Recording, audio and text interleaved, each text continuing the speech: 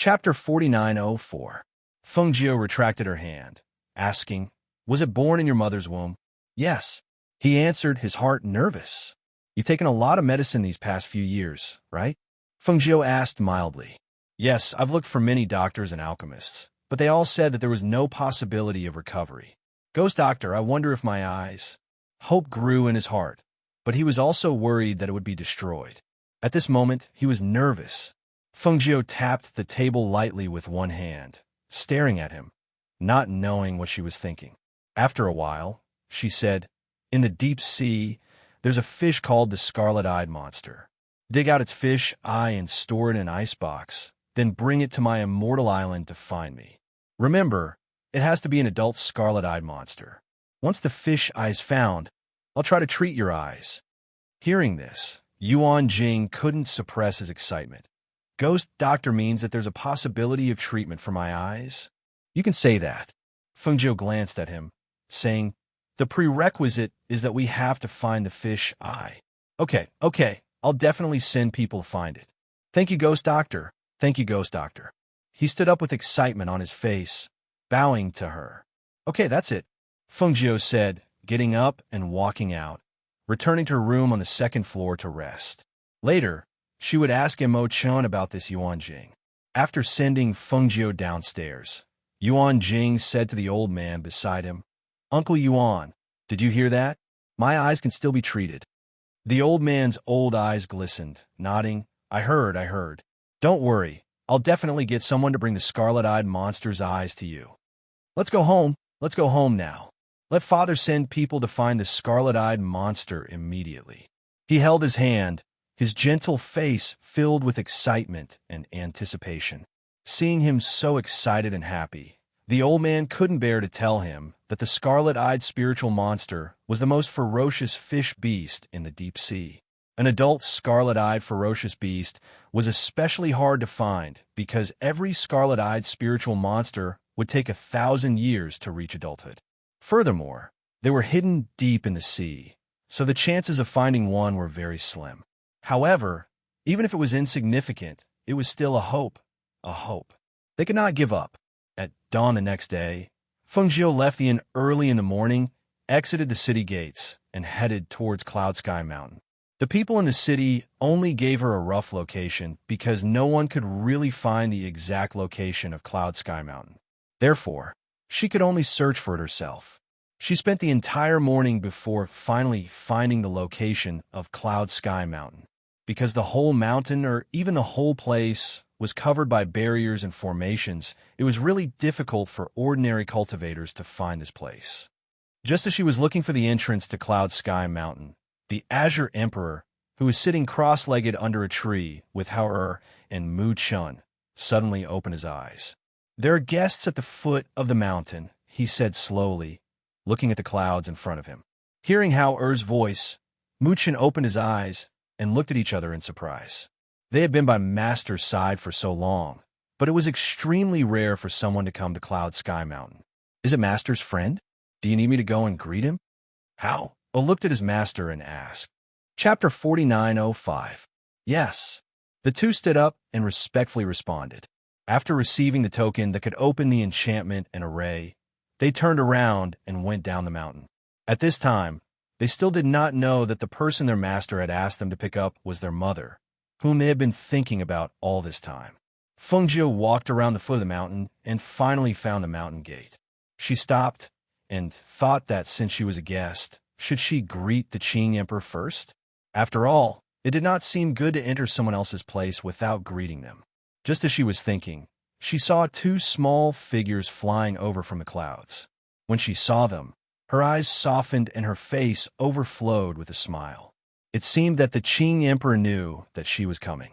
Didn't he send her 2 sons down to pick her up? Looking at her 2 sons whom she had not seen for a long time, her heart was filled with joy and bitterness. It was also her fault. Because she had too many enemies, she had to let them leave her side and take the Qing Emperor as their master. However, Emperor Qing seemed to treat them well. Both of them had grown a lot taller, and their faces had been altered. Their faces were not the ones she was familiar with. However, they were her children after all. She could recognize their aura at a glance. The two children, who were flying over on their swords, saw the familiar red figure from afar. They were stunned for a moment, and their eyes widened involuntarily. Is that mother? Did I see wrongly? Mu Chin's usually expressionless face was full of shock and astonishment at this time.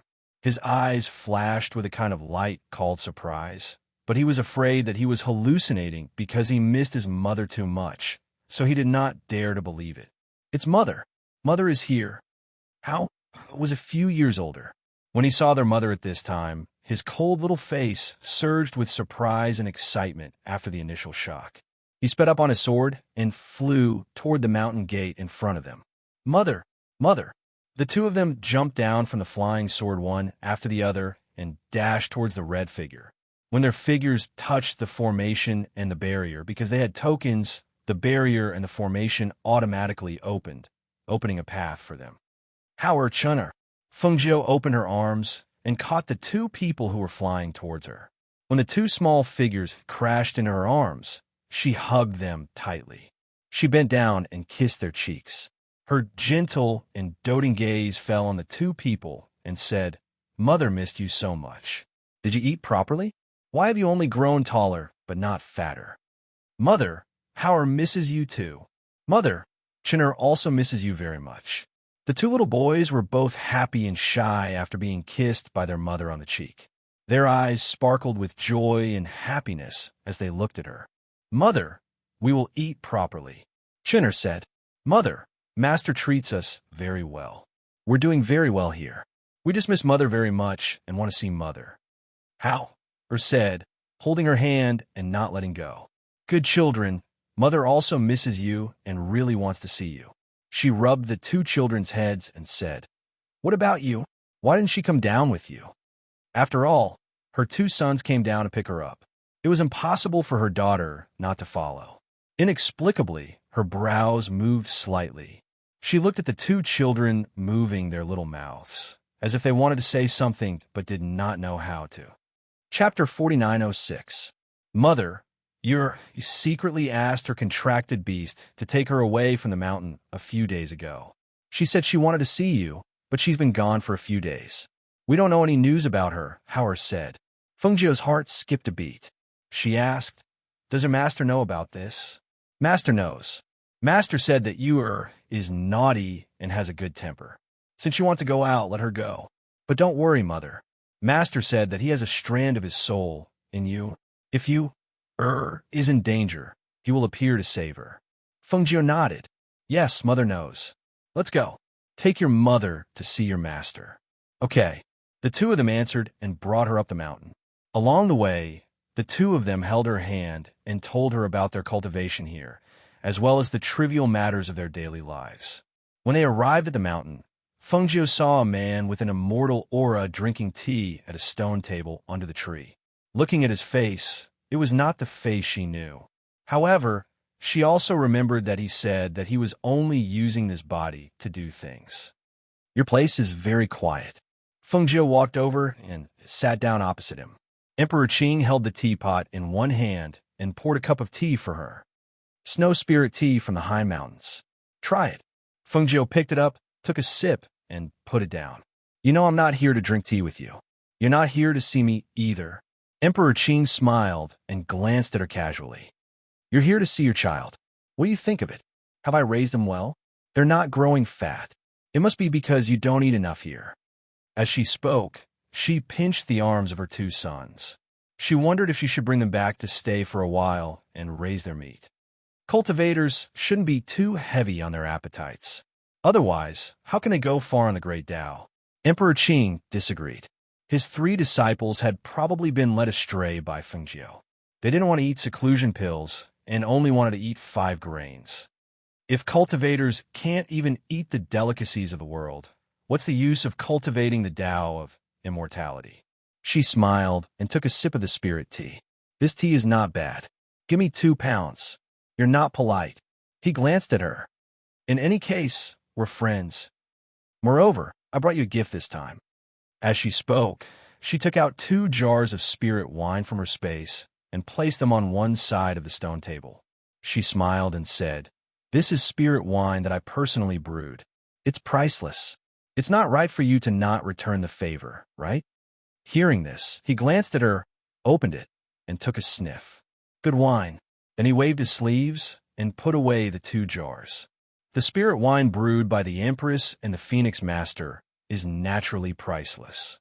As he spoke, he flicked his sleeve again, and 2 exquisite tea jars appeared in front of him.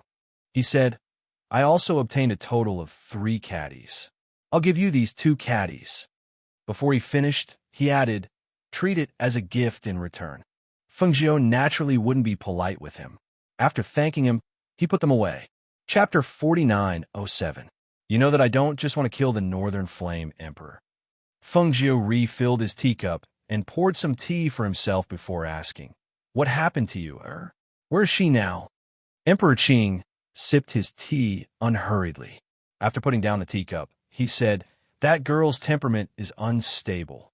Even though her 2 brothers are here, she still misses you and wants to see you.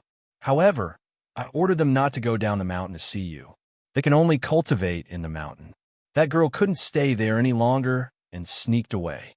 He poured another cup of tea and said slowly, "As for where she is now, you don't have to worry about that. Even if my disciple is outside, she won't encounter any danger. However, I don't think she will be able to go to your place in the short term." "Are you sure that she will be fine alone outside?" Fengjiu frowned. It was impossible to say that he wasn't worried. "That girl is very clever. As long as she doesn't say that she is your daughter, no one will touch her," Emperor Qing said lightly. Hearing this, Fengjiu's mouth twitched. He said, "Although what you said is the truth, you make it sound as if it is unlucky to be my child. Mother, the luckiest thing for us is that you are our mother," Howard hurriedly said. In his heart, he had always been proud to have such a mother. To be her child was the luckiest thing in his life. "Mother, the happiest thing for us is to be your child," Mu Chun also said, looking at her with eyes full of admiration. "Good boy." Fengjiu smiled and rubbed their heads. "I want to bring the children back to stay for a while." She looked at Emperor Qing and said. She recalled that she had said that she would not disturb him if the children followed him, let alone see the children. However, now that she saw the children, she wanted to bring them back to her side for a period of time. On the one hand, she thought that now that she had ascended and killed the Northern Flame Great Emperor, the other 3 Great Emperors would be in seclusion to recuperate and would not dare to do anything to her in the short term. On the other hand, she had settled most of the matters in her territory and had nothing else to do during this period of time. Therefore, she wanted to bring her child back to stay with her for a while. Hearing her words, Emperor Qing didn't look surprised at all, as if he had expected it. He didn't refuse, but glanced at his 2 disciples and nodded. "Okay, I'm going out to do something. You can take the 2 of them back first. For now, your place should be safe." "Thank you very much, Master." The 2 of them immediately thanked him happily. "Go back with your mother. Don't just play. Remember to cultivate. When you return, I will check on you," Emperor Qing instructed in a deep voice. "Yes." The 2 of them grinned, their little faces beaming with a rare look of joy. "Thank you." Fengjiu also thanked him. Emperor Qing looked at her and said, "You don't have to worry about that girl. I will take care of her." Hearing this, Fengjiu did not know what he meant. However, she knew that he cared a lot about you and doted on her a lot. Naturally, he would not let anything happen to her.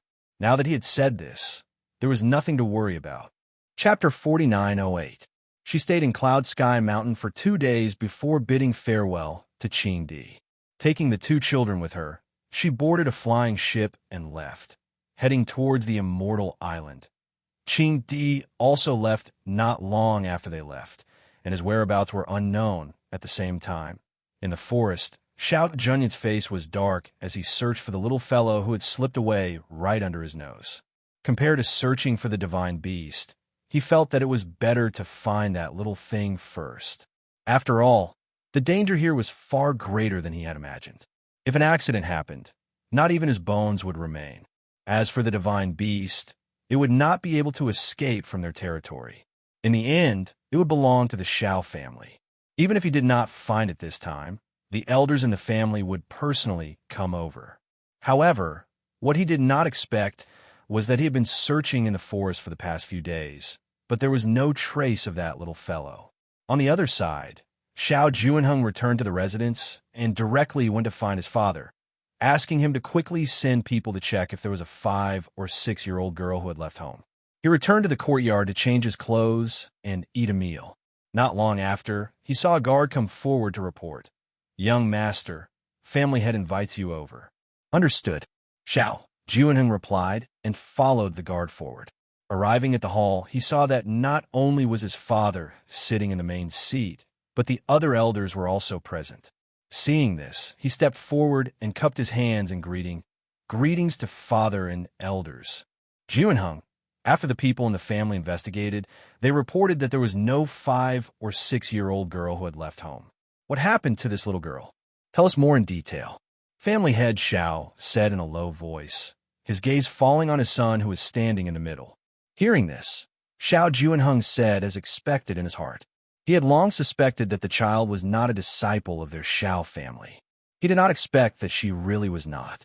However, if she was not a disciple of their Xiao family, then whose child was she? How could she appear silently in the forest on their island? "Father, elders, that little girl was 5 or 6 years old and did not have an adult by her side. When I was being attacked by the pride of lions, that little girl suddenly appeared. However, the strange thing was that after she appeared, the pride of lions that attacked me fled in panic.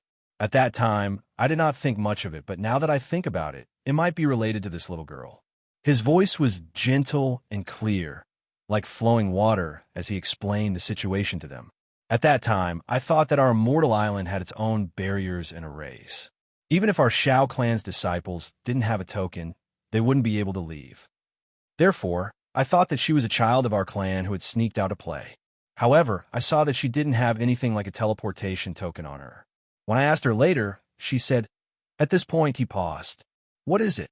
One of the elders asked with a solemn expression. Someone of unknown origin had sneaked into the immortal island. This could be a big or small matter. She said she went into the forest with Junyan. As Xiao Juanheng spoke, she looked at the people seated in the hall and continued. "Because I was worried that she would encounter danger alone in the forest, I forcefully kept her by my side.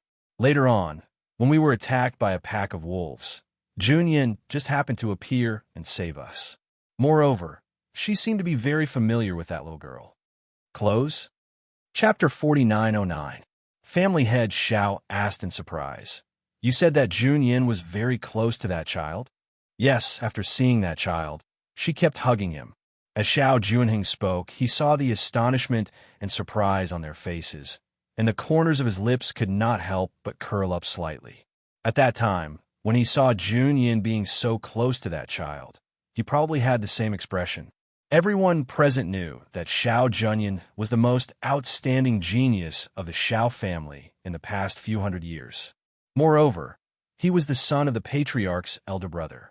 It was just that Xiao Junyan was the only one left from the main branch. And because he lost his parents at a young age, he only knew how to cultivate from a young age and was not close to others. Therefore, when they heard Juanheng's words, everyone was so astonished. Under everyone's astonished expressions, Xiao Juanheng continued to explain the matter to them. After hearing his words, an elder frowned and said, "You mean to say that the child ran away after putting down the few of you?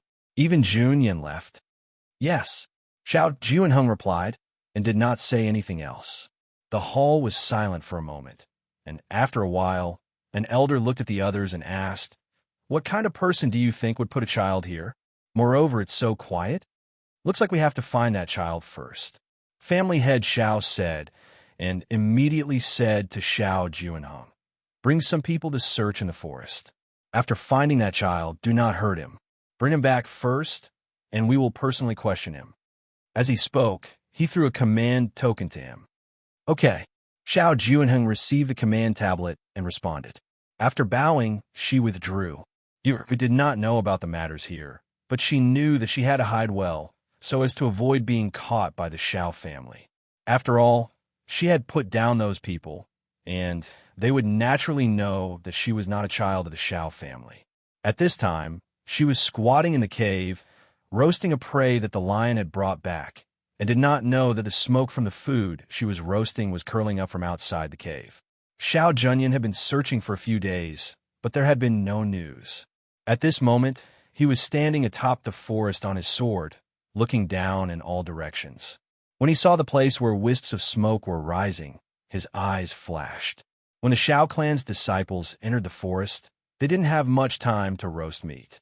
Most of them ate seclusion grain pills. Only the fat baby would think of roasting meat in this place. Thinking about this, the corners of his lips curled up. He knew that the girl was very clever. He immediately retracted his aura and headed towards the direction of the light smoke. Smelling the fragrant meat, Yu Er's small face showed a happy smile. She cut a big piece of meat for Lion. Then she also cut a piece of meat to eat. Delicious, so fragrant. My culinary skills are getting better and better. She smelled the aroma of the meat and swallowed her saliva. She tore off a small piece and ate it. The lion was lying beside her, eating roasted meat. Ever since it had followed this little master, it seemed that it had become not too fond of eating raw meat. At this time, one person and one beast in the cave did not know that on a tree not far from the entrance of the cave, Xiao Junyan was pressing down the leaves that were blocking his line of sight. Looking at one person and one beast in the cave, a trace of surprise flashed past his eyes. Chapter 49:10. For a moment, his heart was filled with curiosity, and he increasingly felt that this little thing was very mysterious. Her body seemed to be an endless treasure, and no one knew what would be discovered in the next moment. Looking at that cave, the corner of his mouth slightly curled up. Hiding here these days? It was also a good place to hide, but after all, she was still too young. Even if she was intelligent, she was still too careless. He lightly jumped down from the tree and walked towards that cave. Yu, who was eating barbecued meat in the cave, didn't know that someone was approaching, but Lion was the first to sense that an unfamiliar aura had entered their range, so it immediately rushed to the cave and looked outside. It thought that it would be a beast, but didn't expect that it was actually that youth. Master, that person came again. Lion stood at the entrance of the cave and didn't retreat because that youth had already seen it, so even if it retreated now, it would be useless. And who? Who found it? Yu was startled. Then she promptly jumped up and looked towards the entrance of the cave and saw that person called Xiao Junyan walking towards her. She was stunned for a moment and immediately frowned. Why is this person lingering like a ghost? Lingering like a ghost? Xiao Junyan stopped his footsteps, and seeing that little thing looking at him with disgust, his eyes also turned cold. Without batting an eyelid, Yu prepared to leave the cave with the lion to slip away, but she heard his voice. Where do you want to escape to? What do you want to do? Yu stopped her footsteps and angrily glared at him. I should be the one asking you this question. He walked closer, and at this time, that lion rushed in front of that little fellow, and with a threatening roar, it rushed towards him. He stopped his footsteps, shot a glance at that lion. Then looking at that little fellow, he asked, Who are you? How did you come here? His voice paused, and without waiting for her to speak, he said, You are not a person of Xiao family. This can no longer be concealed. I got the news. The family has already sent people to look for you. You better tell me the truth, otherwise no one will be able to protect you at that time. Yu rolled her eyes. Not knowing what she thought, she asked, You also came to catch me? Xiao Junyan didn't speak, and only looked at her. At first, he only thought that this chubby baby was interesting, but he didn't expect that this little thing was also a little fox, and actually slipped away from his eyes twice. Catch her. He didn't want to, but he also wouldn't let her slip away from his eyes again. Follow me back to Xiao family, he said, looking at her. I will protect your safety. Don't. Yu directly refused. She looked at him, then revealing a crafty smile, she patted the lion beside her. As you can see, this god beast is mine. It listens to me.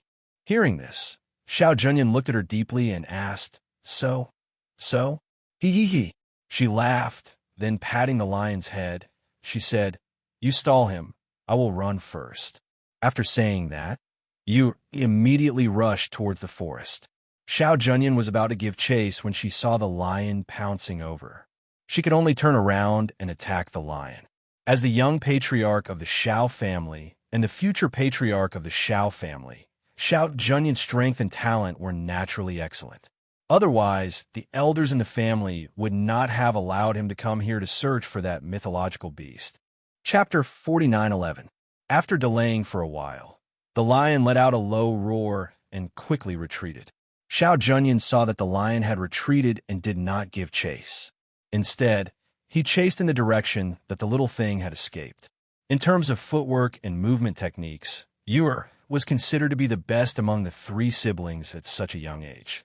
Her speed was also the fastest. With the lion delaying her, she quickly left.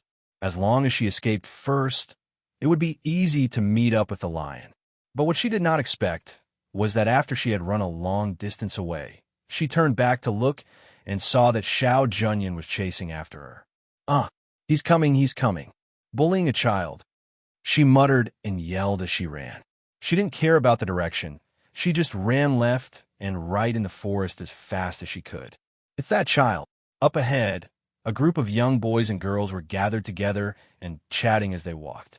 Seeing a child running towards them, they could not help but point at her in surprise.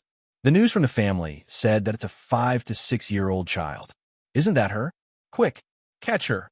One of the youths said as he hurriedly rushed towards the child who was running over. One had to know that catching her was a great merit. Yu was running and she looked back from time to time. For a moment, she did not pay attention to the front. When she noticed those people in front of her, she gave a cry of surprise and quickly changed direction. Quick, catch her quickly. Don't let her escape. Everyone saw that the child had turned a corner and was running toward the other side. They quickly shouted, "Surround her! Surround her from that side!" Being blocked by these people, Xiao Junyan, who had been chasing from behind, had also caught up. When he saw the disciples of the family holding swords in their hands, he immediately frowned and shouted in a cold voice, "Don't hurt him!" Everyone was startled. When they heard the voice, they looked towards the direction of the voice.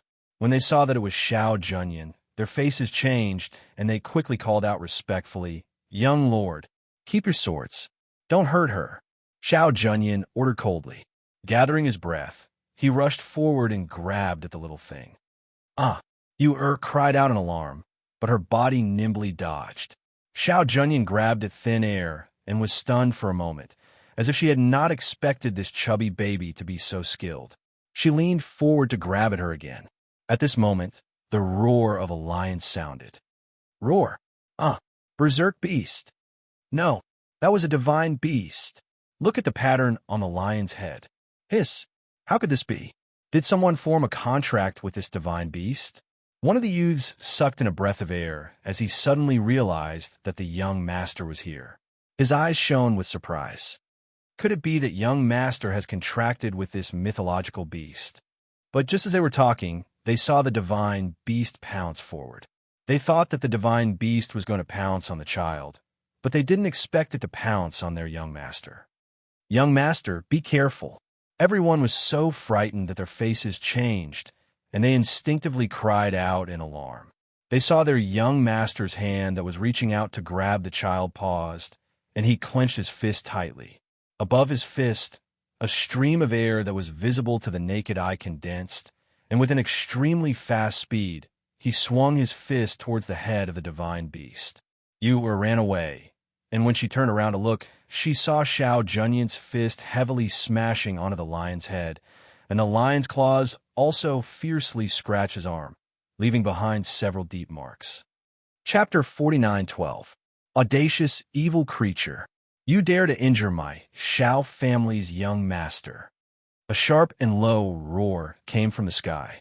Accompanying the roar was a powerful pressure and a golden net that glowed with golden light. Yu looked towards the direction of the voice when she heard it, only to see a group of cultivators wearing the same color black robes descending from the sky.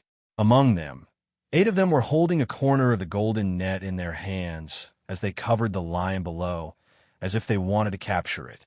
Immediately, she exclaimed, "Lion, come back." As soon as the voice came out, with a thought, the lion turned into a ray of light and entered her space. At the same time, the golden net caught nothing, but those people turned around and surrounded the little person who was preparing to escape. Where do you think you're going? That group of people surrounded you, and one of them stretched out his hand to grab you, That extremely fast speed brought along a swift and fierce momentum, which made Xiao Junyin's heart sink. Ignoring the injury on her arm, she flashed forward, and when that person was about to attack her, she reached out her hand and hugged that small figure into her bosom. Young master, seeing that it was Xiao Junyin, that person wanted to retract his hand, but it was already too late. He could only forcefully change the direction of his attack, leaving behind a few deep handprints on the tree trunk. Yuer was protected in her embrace, and as Xiao Junyin turned around, she saw the handprints left behind by that person who had attacked the tree trunk. The little person's eyes immediately turned cold and looked towards that person.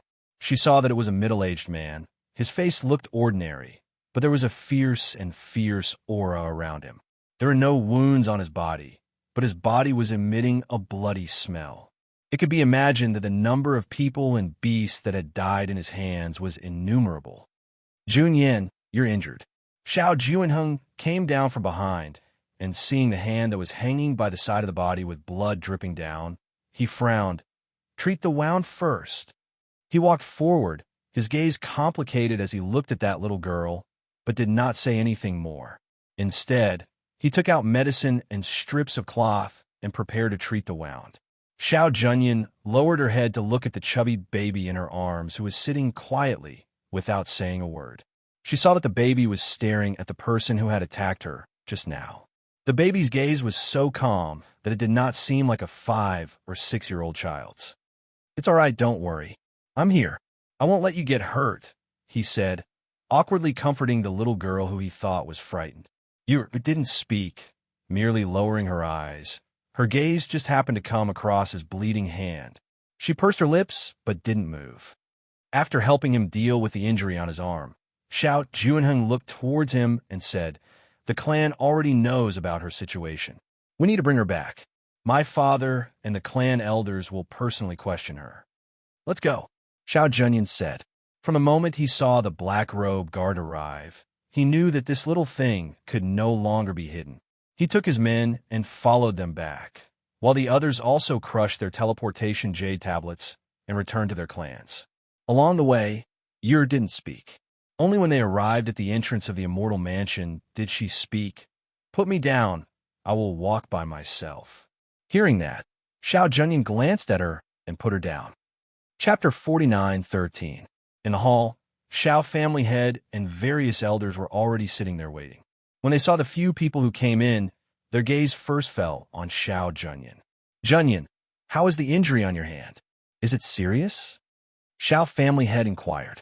According to the report of the people who came back earlier, she was scratched by the divine beast.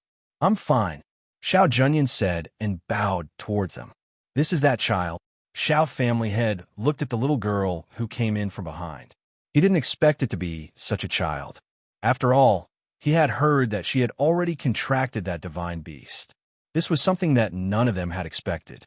Such a small child. How did she make a divine beast recognize her as its master? At this time, they carefully sized up this child. Seeing her walking in from behind with her short little legs, she was neither flustered nor scared. Facing their sizing up and probing, she didn't lower her head, nor did she shift her gaze away. Instead, she used her pair of beautiful eyes to stare at them, as if she was sizing them up. Everyone in the hall were people of the older generation. Naturally, with a glance, they could see that this wasn't the transformation of a few hundred-years-old expert. After all, her bone age couldn't change into a human. This was just a 5- or 6-year-old child. Such a small child, with such bearing and courage, naturally couldn't be the child of an ordinary family. Therefore, after everyone looked at each other, Xiao family head opened his mouth and asked, What is your name? How did you come here? My name is Yin Qi. Cloud Sky Mountain's Qing Di is my master. Standing in the hall, a small person, softly and clearly reported her master's name, because she was very clear that she had to say it even if she didn't want to. Moreover, her master had said that if she caused any trouble outside, as long as she reported his name, others wouldn't dare to make things difficult for her. Perhaps because they didn't expect that this child would actually say her name and master upon asking. Everyone in the hall was startled for a moment, and then somewhat stunned, especially Xiao Junyan and Xiao Jianheng. It wasn't that they didn't ask her name and origin, but she didn't say it all along. One of the elders somewhat suspiciously asked, "You said Cloud Sky Mountains Qingdi is your master?" "Yes." Yu'er nodded. "How dare you?" The clan elder's expression darkened. He slammed his palm on the table and stood up. His aura was also released from his body because of his angry roar and rushed towards the little person. Xiao Junyan frowned and took a step forward to block the oppressive aura emanating from the elder's body. Seeing this, the clan elder's brows furrowed together as he looked deeply at Xiao Junyan. He did not say anything, but merely retracted his oppressive aura. Being blocked in front of her, Yu'er glared at him. Then poking the waist of the person in front of her, she said softly, "You are blocking my line of sight." She wasn't afraid of that old man's pressure. If he dared to bully her, she would definitely complain to her master. She wanted her master to help her vent her anger. Xiao Junyan heard the words behind him, and the corner of his mouth twitched. He stepped aside slightly and glanced at her at the same time. Seeing that she was as fearless as a little beast, he sighed softly in his heart. She was still young after all, and did not know any better. She did not know that the clan elder's oppressive aura could cause the blood and qi in her body to churn and cause her internal injuries. Chapter 49:14. That clan elder stood with his hands clasped behind his back. Sweeping a glance at the fearless little girl, he slowly walked forward. His aged voice carried a bit of fierceness as he shouted, "At such a young age, your mouth is full of lies."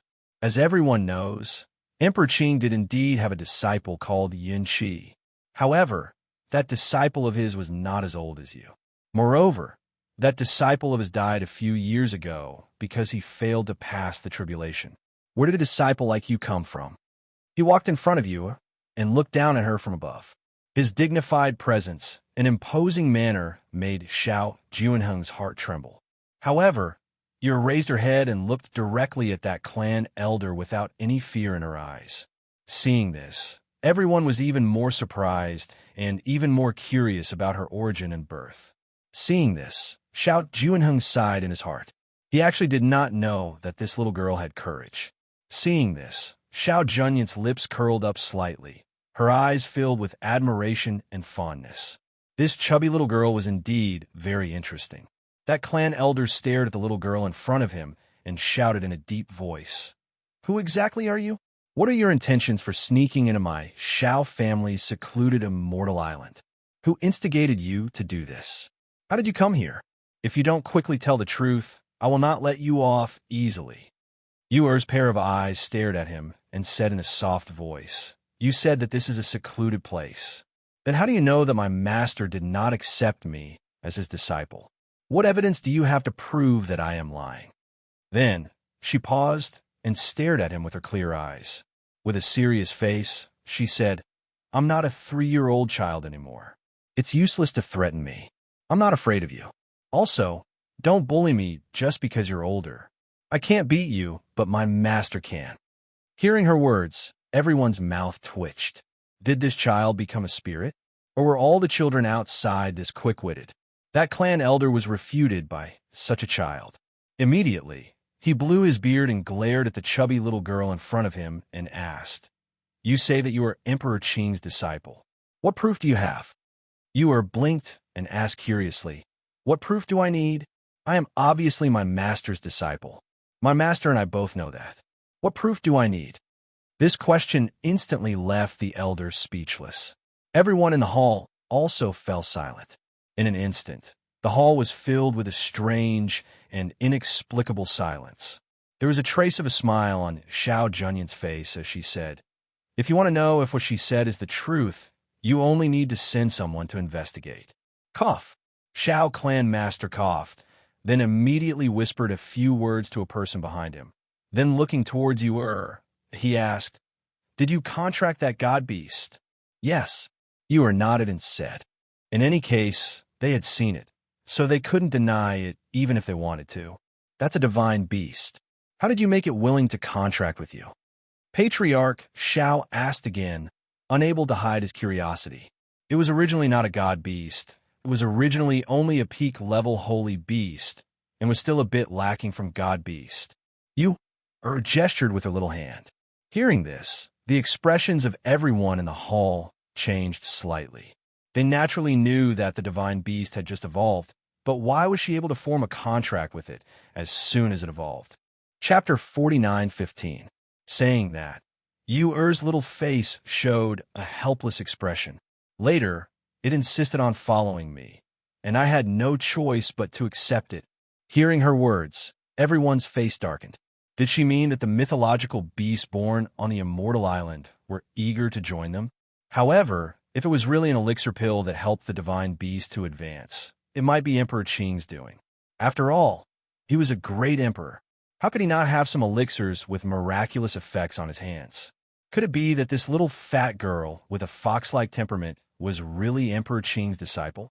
If so, then her coming here was Emperor Qing's doing? But if that was the case, what was Emperor Qing's intention? For a moment, countless guesses flashed through everyone's mind, but in the end, they all turned into light sighs. It seemed that they could only wait for the news to see if this little girl was really Emperor Qing's disciple, as she said. Take her away and guard her. Shao family head said, and ordered people to take her away. At this time, Shao Junyan stepped forward and said, "Second uncle, I will take her to my courtyard." Hearing this, Shao family head frowned and said, "Junyan, her identity is still unclear, and there is a mythological beast by her side. It is not appropriate to place her in your courtyard. I will only be at ease if I personally watch her," Shao Junyan said. Seeing this, the Shao family's patriarch frowned and remained silent. He did not reply, as if he was thinking about something. The elders in the hall also did not speak, because what Shao family head said was right. This child's origin was unknown, and under the situation where her identity was still uncertain, how could they place such a variable by their Shao family's young master's side? It was too dangerous. Shao Juanheng saw that some of the elders wanted to speak, and immediately stepped forward and said to the person on the main seat, "Father, she and Junyan are familiar with each other in the forest. With Junyan looking after her, there should not be any big problem.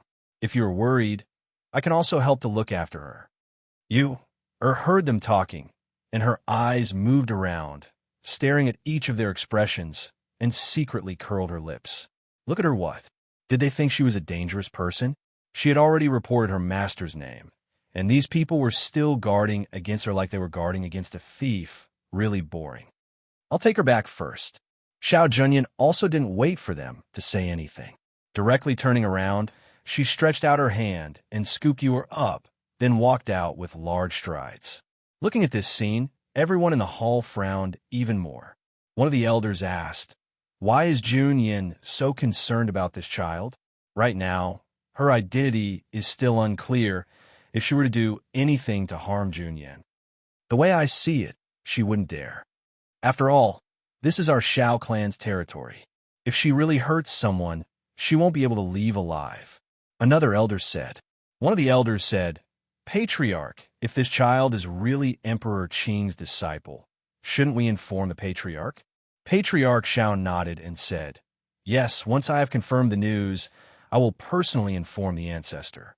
After all, this is related to Emperor Qing, so we can't be careless. Moreover, if he is really Emperor Qing's disciple, why did Emperor Qing send him here? I guess I'll have to ask the Patriarch."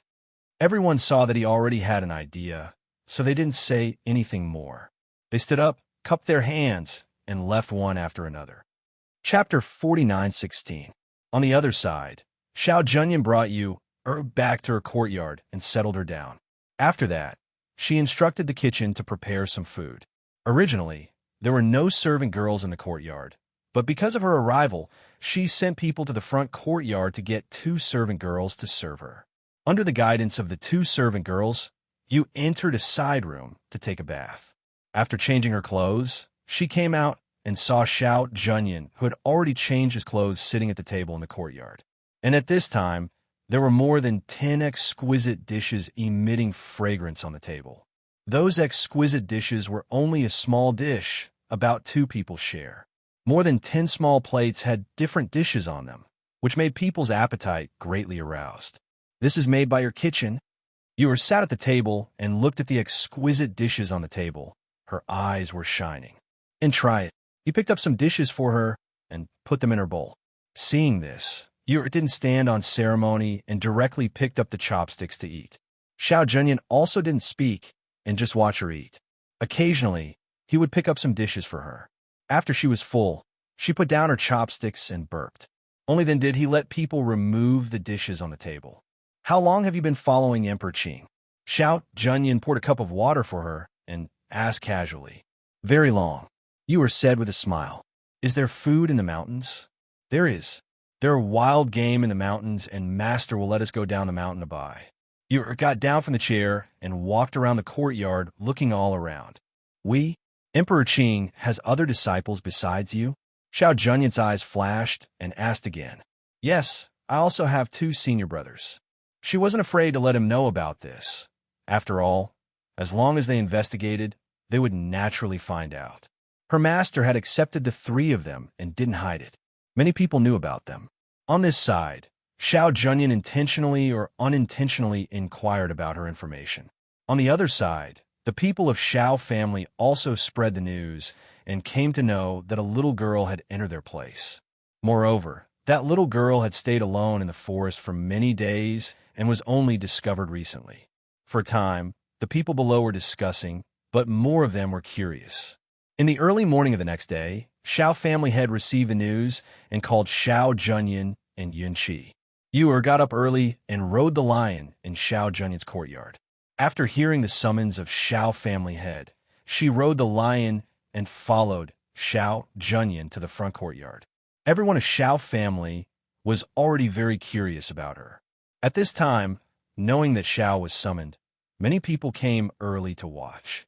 When they saw that little girl riding a majestic lion and following their young master to the front courtyard, many people were endlessly astonished. Did you see that?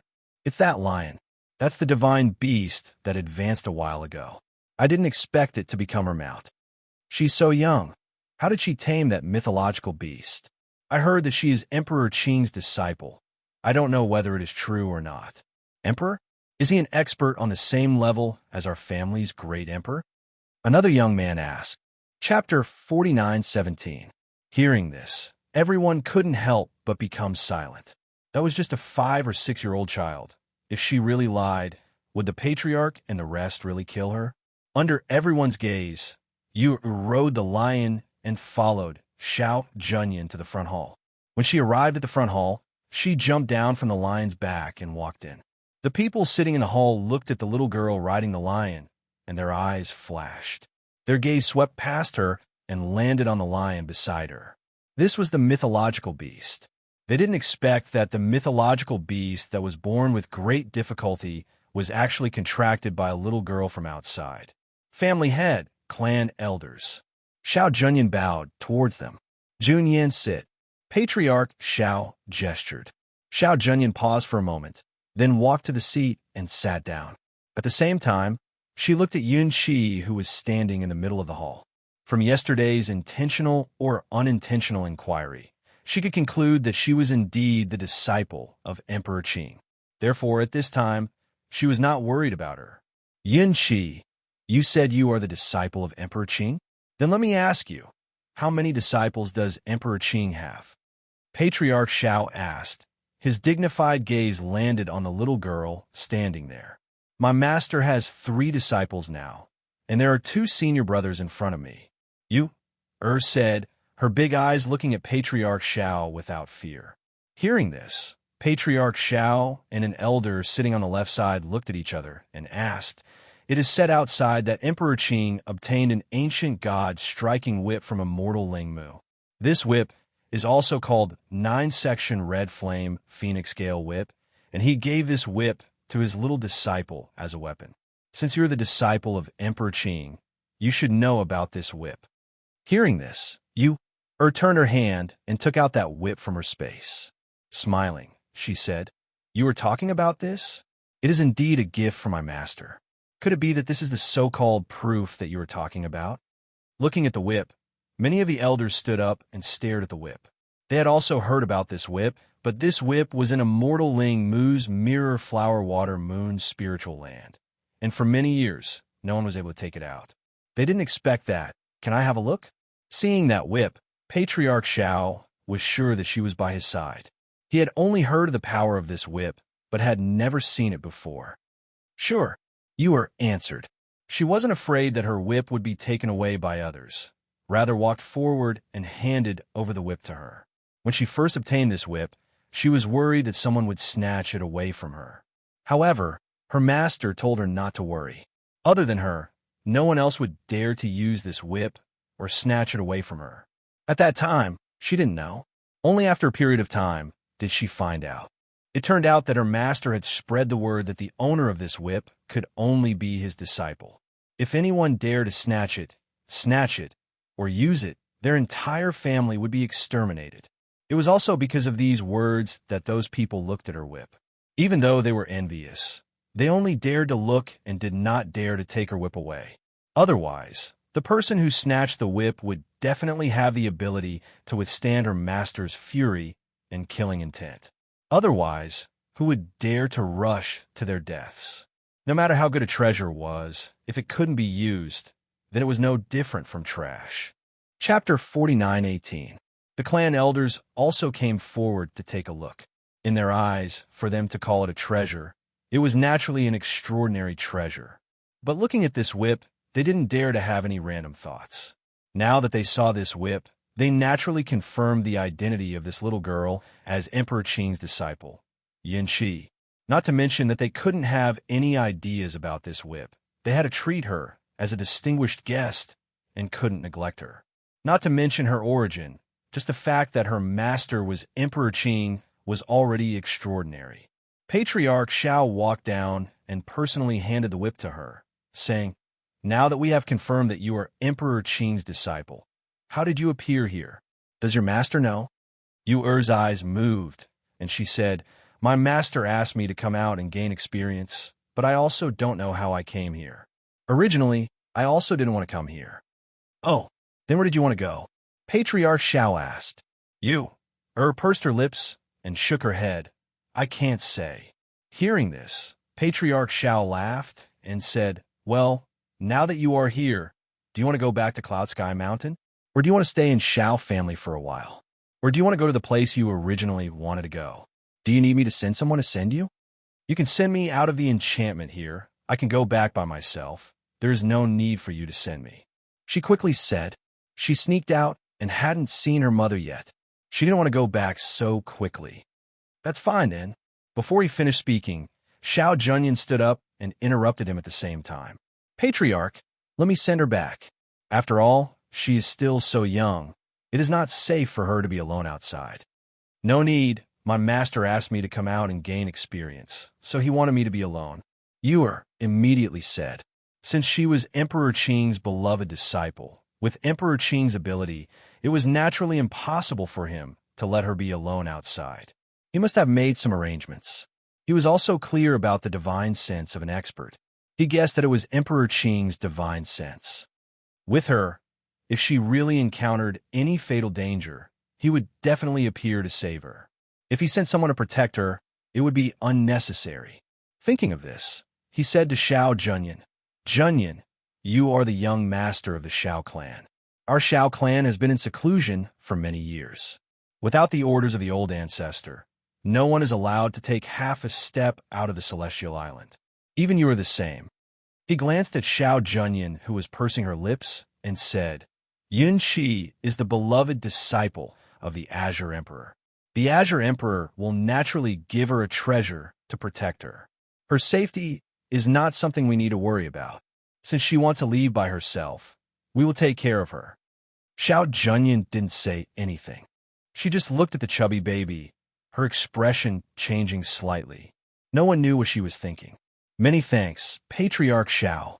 Yu respectfully bowed to him and thanked him.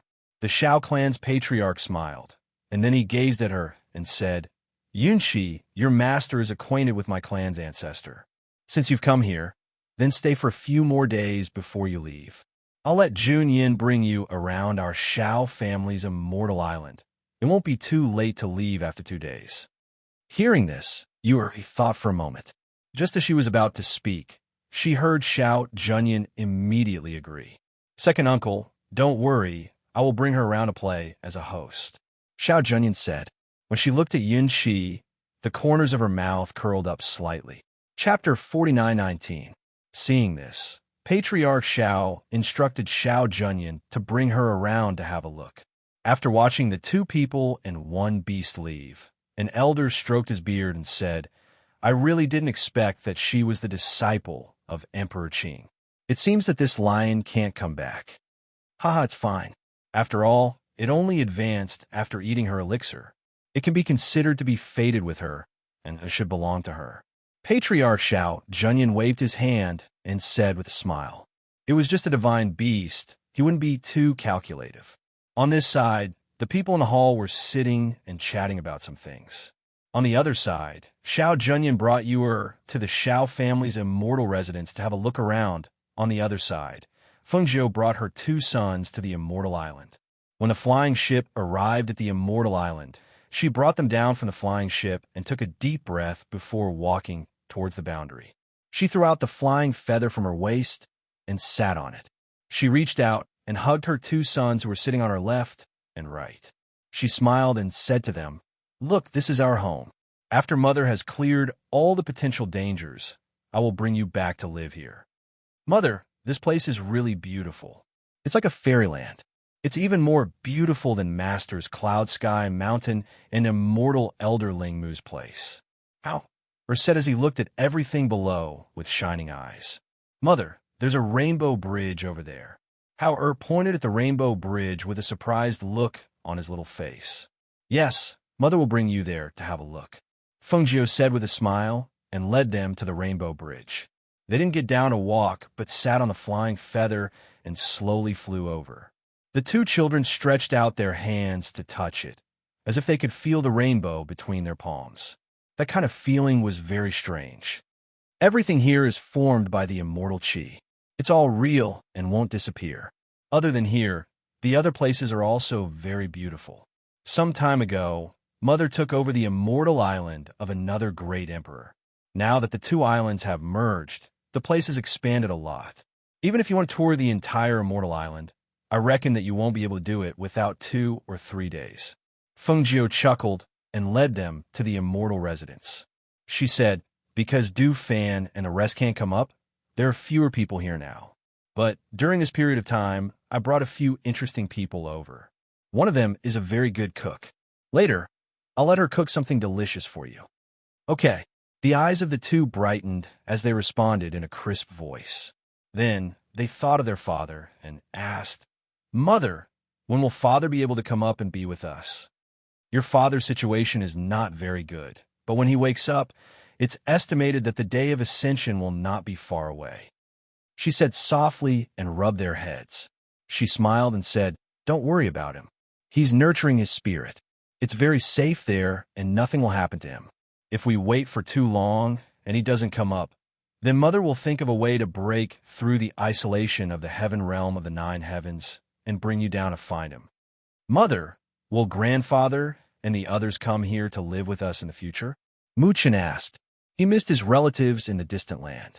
Hearing this, Feng Jiu smiled and said softly, as long as they want to come, naturally they can come up and live with us. However, the Feng family's old house is where your grandfather and great-grandfather grew up.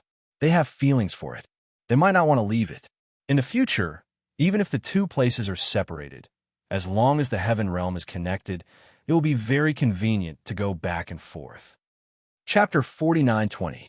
Sister Feng, Songmi, stood in front of the door and waved her hand. Seeing the red figure return, her face was full of excitement. She just looked at the 2 delicate and good-looking children beside her with some surprise. Feng Jiu brought the 2 children to a stop in front of the door. Putting away the flying feather, she smiled at Songmi. What are you doing here? Did you know that I was coming back? No, I was going to take a stroll in the forest. I didn't expect to see Sister Feng here. As she spoke, she stared at the two children and asked curiously, Sister Feng, who are they? These are my two sons, Xinyuan Hao and Xinyuan Yukin. Feng Jiu turned to the two children. She's Songmi the one mother told you about. She's the one who can cook a lot of delicious food. However, when the two of them heard her words, they looked at each other. Hao said, Mother, she called you elder sister. Can we still call her elder sister?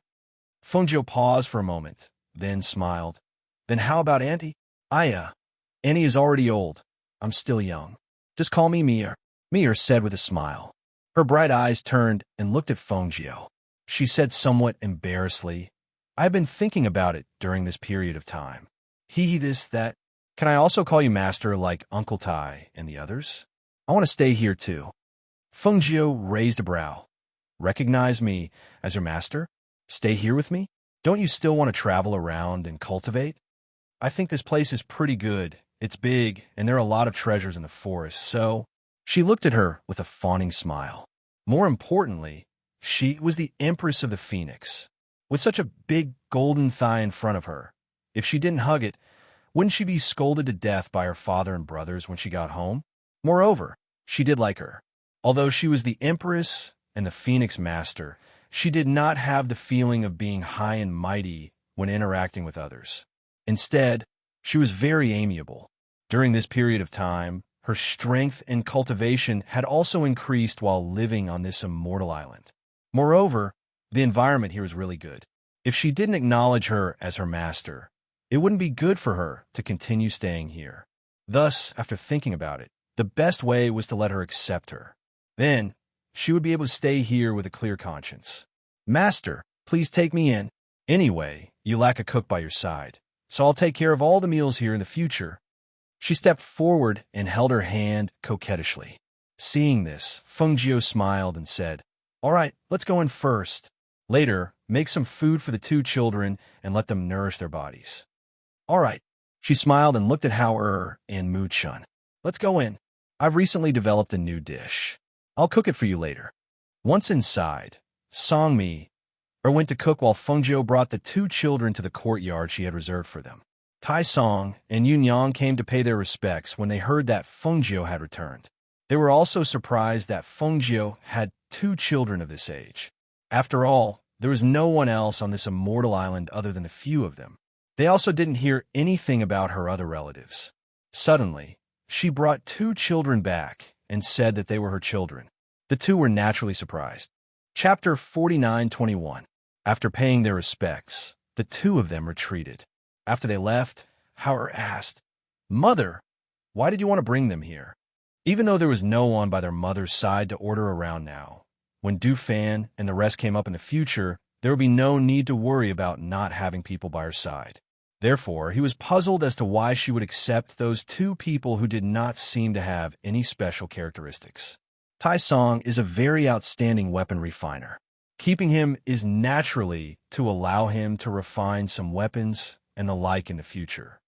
She looked at the two children with a smile and said, As long as he is talented and you feel that he is useful, you can keep him here. Hearing this, the two nodded, but in their hearts, they were thinking about their mother's words. As long as he was talented, no matter what kind of person he was, she could keep him for her own use. Because of their arrival, the Fire Phoenix, Old White, and the rest also came in front of the two and circled around them. Seeing this, Feng Jiu smiled and said to the few contracted beasts, All right, you can all disperse. Saying this, she looked at the two children and said, You two take a rest first. I will call you when it's time to eat. Tomorrow, Mother will accompany you to take a look around. Okay, the two of them responded. After watching her and the contracted beasts leave, they went to the courtyard their mother had prepared for them to rest. The difference between this place and their master's Cloud Sky Mountain was that there were transformed immortal servants here. Some of these immortal servants were transformed from red-crowned cranes. Some were transformed from flowers and spirit herbs, so they could be ordered around. Moreover, this place was also big. The two of them each had an exquisite and secluded courtyard, and there was also a distance between them. For them who often stayed in the cave, naturally, They preferred this kind of secluded and elegant courtyard. Compared to their comfort and happiness in this immortal abode, Yor, on the other side, was extremely bored. Even with that Xiao Junyan accompanying her to go sightseeing, she still had a look of complete lack of interest. After staying for 2 days with great difficulty, early in the morning, she ran to the Xiao family's head and said that she wanted to leave. "You're leaving? Not staying for a few more days?" Xiao family's head asked, looking at that little person with a smile on his face. "No, I'm leaving." She blinked her beautiful eyes at him and said. Seeing this, he nodded and said, "Fine, then I'll send you off. Come with me." As he spoke, he walked out and gestured for her to follow. Yuer's face showed a smile and promptly followed. He brought her to the exit of the immortal island. Looking at the sky outside, he smiled and said, "In the future, if you have the chance, come and walk around with your master. Our Xiao clan welcomes you at any time." "All right. Many thanks to Xiao family head." She bowed to him like a little adult and said. Patriarch Xiao nodded his head and turned around to take a look before asking, "When you came to look for me, Junyan didn't know?" "I didn't tell him. I came out early." Because they lived in the same courtyard, but there was also a front courtyard and a back courtyard, he naturally didn't know that she had woken up early. Hearing this, Patriarch Xiao didn't say anything else. He only said, "All right, take care of yourself along the way." Finished speaking, he flicked his sleeve, and an opening appeared in the spirit formation in front of him. The next instant, Yor was sent out. Chapter 49:22. As soon as he turned around, he saw Xiao Junyan rushing over from afar. Seeing this, he paused and waited for him to arrive before saying, "You're late." When Xiao Junyan heard this, his eyes flashed and he looked towards the clouds, but her figure was already gone. In fact, he knew that she had been discharged from the hospital early, but he had rushed to see his grandfather early to ask for permission to leave the island. But in the end, he was not allowed. "After so many years, this is the first time I've seen you care so much about someone." Patriarch Xiao looked at him with his hands behind his back and said, "Work hard on your cultivation. In the near future, you will also have to leave the island to travel." She is the disciple of Emperor Qing. At that time, if you want to see her, you could go to Cloud Sky Mountain to pay a visit. Perhaps it was because he heard his words, but his originally somewhat disappointed expression was swept away, and what replaced it was a look of anticipation. He cupped his hands and thanked him. "Many thanks, second uncle. I understand." After saying that, he didn't stay any longer and turned to leave. Seeing that he had recovered his usual vigor, Patriarch Xiao sighed softly and followed him back. On the other side, Yor, who had been sent away, directly landed on a stage in the city below. There were 2 cultivators fighting on the stage, but who would have thought that just after the victor was decided, the winner was caught off guard by Yor, who had fallen from the sky and knocked him unconscious on the stage. This scene happened so quickly that the cultivators below the stage did not even have time to react. They just looked at the little girl who suddenly fell from the sky in astonishment. The surroundings became silent because of this sudden scene. After a strange silence, the crowd below the stage went into an uproar, and everyone started to discuss. Where did this child come from? Why did she fall from the sky? What's going on? Why did she knock someone unconscious? This is too outrageous. Who would throw such a young child down from the sky? It doesn't seem like she was thrown. Just now, there seemed to be a stream of air supporting her down. Otherwise, that person who was knocked unconscious would not be standing there in a daze without any reaction. Yes, I also saw it just now. When this child fell, there was a very strong aura protecting her. After she fell on that cultivator, that aura disappeared. The people below the stage were discussing, and Yor, who was sitting on the back of that person, was also startled. She lowered her head and looked at the person she was sitting on. She hurriedly stood up, patted her little butt, and tidied up her little dress while she was at it. Looking left and right, she wanted to get down from the stage, but she saw that the people around her were all staring at her, as if they were looking at a rare animal. Make way, I want to go down." Yor got down from the stage. "Child, where did you come from? Where are your parents? Don't tell me you want to leave just like that after knocking him out?" A cultivator asked. At the same time, he blocked her path, not allowing her to leave. Yura raised her head and looked towards that person, and seeing his pair of small eyes looking at her, she asked, "You won't let me go? Of course you can't go. You knocked someone unconscious, so how can you just walk away? Naturally, you have to compensate something," that cultivator said with a light smile. Chapter 49:23. After Yu glanced at that person, she turned around and looked at the person she had knocked out. She said in a soft and tender voice, "He was only knocked out by me. He's not injured. He'll wake up in a while." "Ah, who said that? Call out your family's lord." That cultivator crossed his arms and sneered. Yu rolled her eyes and looked at him with a sweet smile. "Okay." As soon as her voice fell, she moved her mind. With a flash of light, a majestic lion appeared in front of everyone. Roar. A lion's roar, accompanied by the pressure of a divine beast, instantly scared off the surrounding people. Even the cultivator in front of them retreated in shock and fell to the ground in a moment of carelessness. Yu patted the lion beside her and said with a smile, "What do you want to say? Tell it." Everyone looked at the lion that had suddenly appeared, and they were all dumbfounded with their eyes wide open. If they didn't see it with their own eyes, who would believe that such a little girl actually had such a powerful contract beast? This is a divine beast," a cultivator said, and involuntarily stepped back. For a little girl to have such a powerful contract beast, there were only two possibilities. One was that she was born in an extremely prominent family. The other was that she had an extremely powerful backer behind her. No matter which one it was, they didn't dare to provoke them. The surrounding people automatically opened up a path for her. Even the cultivator who had previously blocked her path hurriedly got up and retreated to the side. His gaze was somewhat fiery and somewhat fearful as he looked at the lion. A divine beast. How could such a powerful contract beast be contracted by such a child? Seeing that the crowd opened up a path, the lion lay down and allowed its little master to climb on its back. Yu summoned the lion. Naturally, she didn't want to hide in the space. After all, she was a child outside. In order to avoid unnecessary trouble, it was best to have something to shock them so that those with evil intentions wouldn't dare to have any ideas about her. Therefore, after the lion lay down, she turned over and rode on its back. Only then did she walk through the path that the crowd had opened up.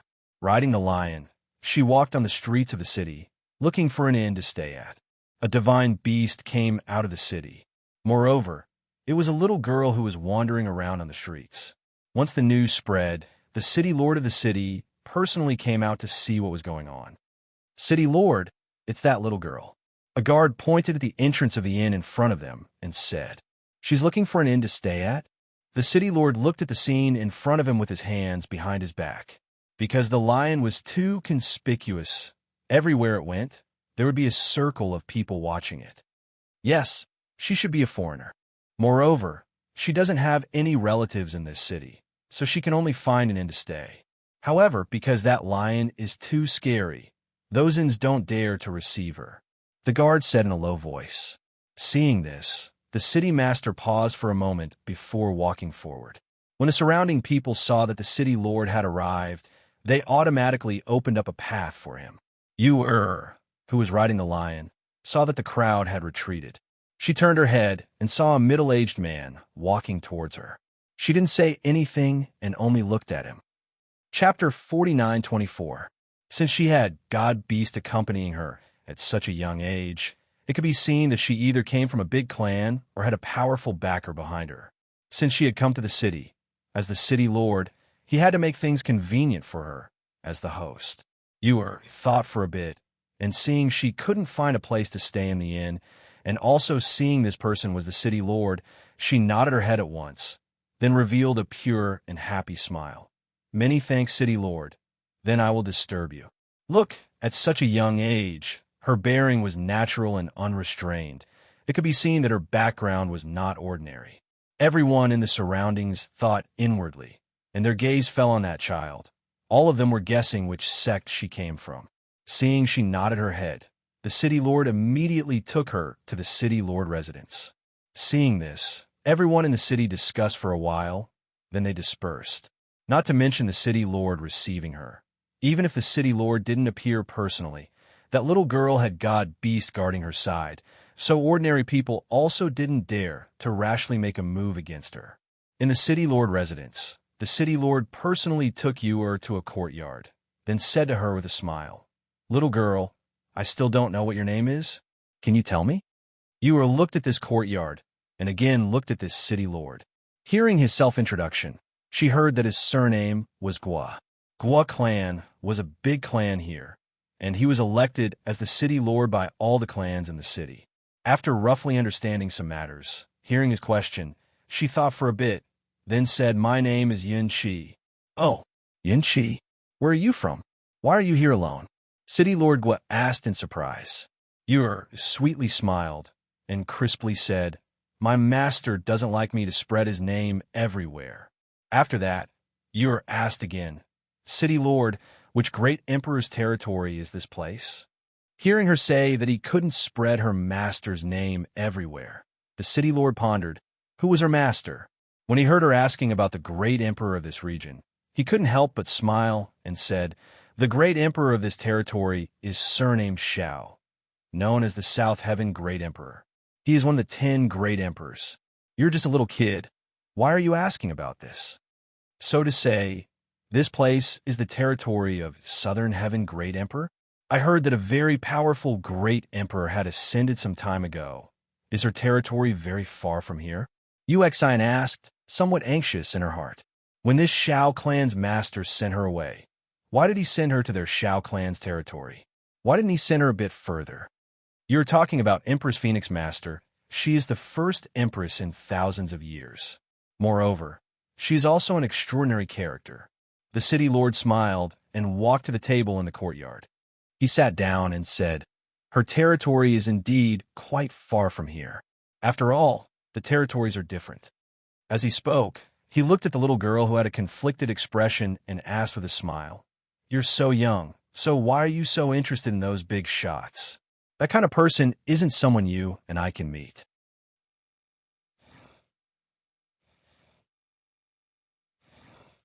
However, she just lay on the table listlessly. She sighed and said, "I'm just curious. I also want to see her, but who would have thought that she was so far away?" Finished speaking, she again sat up and asked, "If we go from here, how long will it take to fly?" Chapter 49:25. As he spoke, he looked at the little girl and said, "You rest here first. The journey is long, so there's no need to rush. However, you want to go to such a far place. Do your family elders know?" After all, she was such a young child. Even if she had a mythological beast to protect her, it was still somewhat inappropriate. They know. You." Immediately nodded and said, but her eyes flashed. She reckoned that her master already knew that she had sneaked out, but she didn't know whether her master would be angry or not. "Then you rest first. If you need anything, just instruct the maid to do it, or go to the front courtyard to find me." Gwa family's master stood up, and after saying a few words, he left first. Because such a little girl had come to the mansion, the people below also didn't know her origin. Therefore, he instructed them to treat her as an honored guest, and not let the people below be impudent. Ewer walked around this courtyard, looked all around, and then walked to the largest room in the middle to rest. In the city lord's mansion, because of the city lord's instructions, the people in the mansion didn't dare to disturb that little honored guest. But at noon the next day, the old ancestor of the city lord's mansion, who was also the city lord's old ancestor, came out of seclusion. When he heard that a little girl had come to the mansion, and there was also a mythological beast accompanying her, he sent someone to summon the city lord to inquire about it. "Old ancestor," that child said that she is called Yin Shi, and she came out to gain experience under the order of her master. But from her words and deeds, we know that she wants to go to the territory of Empress Phoenix Master. Because she is young, natural, and unrestrained, and also has a mythological beast accompanying her, so he invited her to the mansion to rest. Gwa family's master respectfully reported everything he knew about Yun Chi to the old ancestor who was sitting at the stone table in the courtyard. This was the old ancestor of their Gwa family. Their Gwa family was able to become the city lord precisely because of the existence of this old ancestor. After all, his father, grandfather, and great-grandfather had all died after failing to break through. Now, the Gua family only had one ancestor left to hold down the fort. If it weren't for this ancestor, their Gua family probably wouldn't even be able to squeeze into the aristocratic circle in the city. The old man had a head full of white hair and a white beard. He wore a plain white robe and was drinking tea as he listened to the young man's words. After a long time, he said, "I just received an invitation yesterday. An old friend of mine invited me to a banquet. If that child is really as you say, I can give her a ride." Hearing this, Patriarch Guo was stunned. He asked carefully, "Old ancestor, are you going to attend the banquet in the territory of the Empress Phoenix Master?" "Not bad." The old man stroked his beard and smiled. "Speaking of which, I haven't seen this old friend of mine for a long time. This time, it's because he's been in seclusion for many years and has broken through to the next level. That's why he invited me." Knowing that his ancestor had such a powerful old friend, Patriarch Guo was overjoyed. He immediately said, "Shall I summon Cloud 7 for you to meet?" The old man paused for a moment. He flicked his sleeves and stood up, saying, "No need. Bring me there. I'll go take a look first." "Yes." Patriarch Guo respectfully replied and brought him to the small courtyard. Although Yu'er had left Cloud Sky Mountain, she didn't stop cultivating when the conditions permitted. For example, at this moment, she was practicing her fist technique over and over again in the courtyard. Chapter 49:26. Seeing his family's old ancestor was calmly observing the little girl in the courtyard, Gua family's master also didn't speak, only quietly waited at one side. The old man looked for a while, but he was also unable to see which family this little girl's style belonged to. Then his gaze fell on that lion that was lying at the corner. It was indeed a mythological beast, but this aura should be a mythological beast that had just advanced. Merely, no matter when it had advanced, such a small child being able to contract with this mythological beast was indeed not simple. The lion was lying at the corner of the courtyard, looking at the two people at the entrance of the courtyard. After all, this was their place, so it didn't roar at them, only reminding its master. After practicing for a while, Yu'er stopped. Then looking towards the entrance of the courtyard, she softly called out, "City Lord, cough." City Lord Gua lightly coughed, then looking at his family's old ancestor. After seeing his old ancestor enter the courtyard, he hurriedly followed in while saying with a smile, "Yin Shi, this is my Gua family's old ancestor. He just happened to pass by, so he conveniently came to see if you were accustomed to living here." Hearing this, Yu'er's beautiful big eyes curved, and looking at the two people with a smile. "Many thanks, City Lord. This place is very good." "Little girl is called Yin Shi?" The old man looked at the little girl in front of him and asked. Yu nodded her head. Seeing her not alarmed, not afraid, and smiling appearance, the old man's smile deepened and said, "I heard you want to go to the territory of Empress Phoenix Master? Are you going to visit your relatives or go home?" "Going to play," Yu'er said with a smile. "So, you don't have a destination?" The old man asked again. Yu'er rolled her eyes, but didn't speak. The old man stroked his beard, then walking to the table and sitting down, he said, "This old man has received an invitation from an old friend, and in these 2 days, I plan to attend a banquet. If you're also going there, then I can also give you a ride, so as to save you the trouble of rushing all the way." Hearing this, Yu'er asked, "Starting from here, how long will it take for you to reach there?" If it was also a month, then why should she follow him? When she said these words, it actually made the two people startled for a moment. Then glancing at Yin Shi, a hint of smile flashed through their eyes. As soon as the little girl said those words, they knew what she meant. He dared to think that if they went together at the same time as she went alone, would she still plan to go alone? The old man smiled and stroked his beard. He looked at Patriarch Gua and asked, "How long did you tell her?" Replying to old ancestor, "I told Cloud 7 that it would take more than a month at the earliest." Patriarch Gua said. The old man nodded and looked at Cloud 7. He smiled and said, 10 days will be enough for me." 10 days? It was happy, and with her eyes wide open, she said in pleasant surprise, "Really only 10 days? All right, I'll go with you." 10 days, that would shorten a lot of time. She would be a fool not to go with him. Hearing those words, the old man chuckled. Just as he was about to speak, he suddenly heard his stomach grumbling, and he was taken aback. My stomach is hungry. Ur touched her stomach without any trace of uneasiness. I'll get someone to prepare some food. Patriarch Gwis said as he turned around and left. The old man looked at her and asked with a smile, You still haven't abstained from food? I usually eat. Only by eating can I grow up. Ur said in deadly earnest. Chapter 49:27. Yes. Patriarch Gwis replied and glanced at Cloud 7. It seemed that this child was very fond of their old ancestor. One must know that in the entire Gwis family, no one dared to speak to their old ancestor in such a casual manner. Next day, early in the morning, Gwis family's master passed the prepared dry food, pastries, and so on to Ur, and said, There is meat, dry food, as well as some pastries and so on. All of them can be stored for a long time, so it should be enough for you to eat on the way. Many thanks, City Lord. Ur received the food and thanked him. Okay, come up.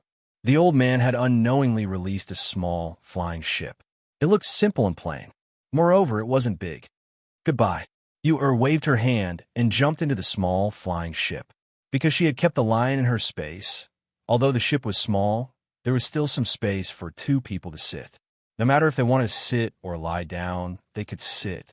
The city lord below waved his hand, and the small flying ship flew into the clouds. In an instant, it disappeared into the clouds. Seeing this, the city lord watched for a while before turning around and walking back. He didn't expect that the old ancestor, who had not gone out for a long time, would be willing to bring along such a child.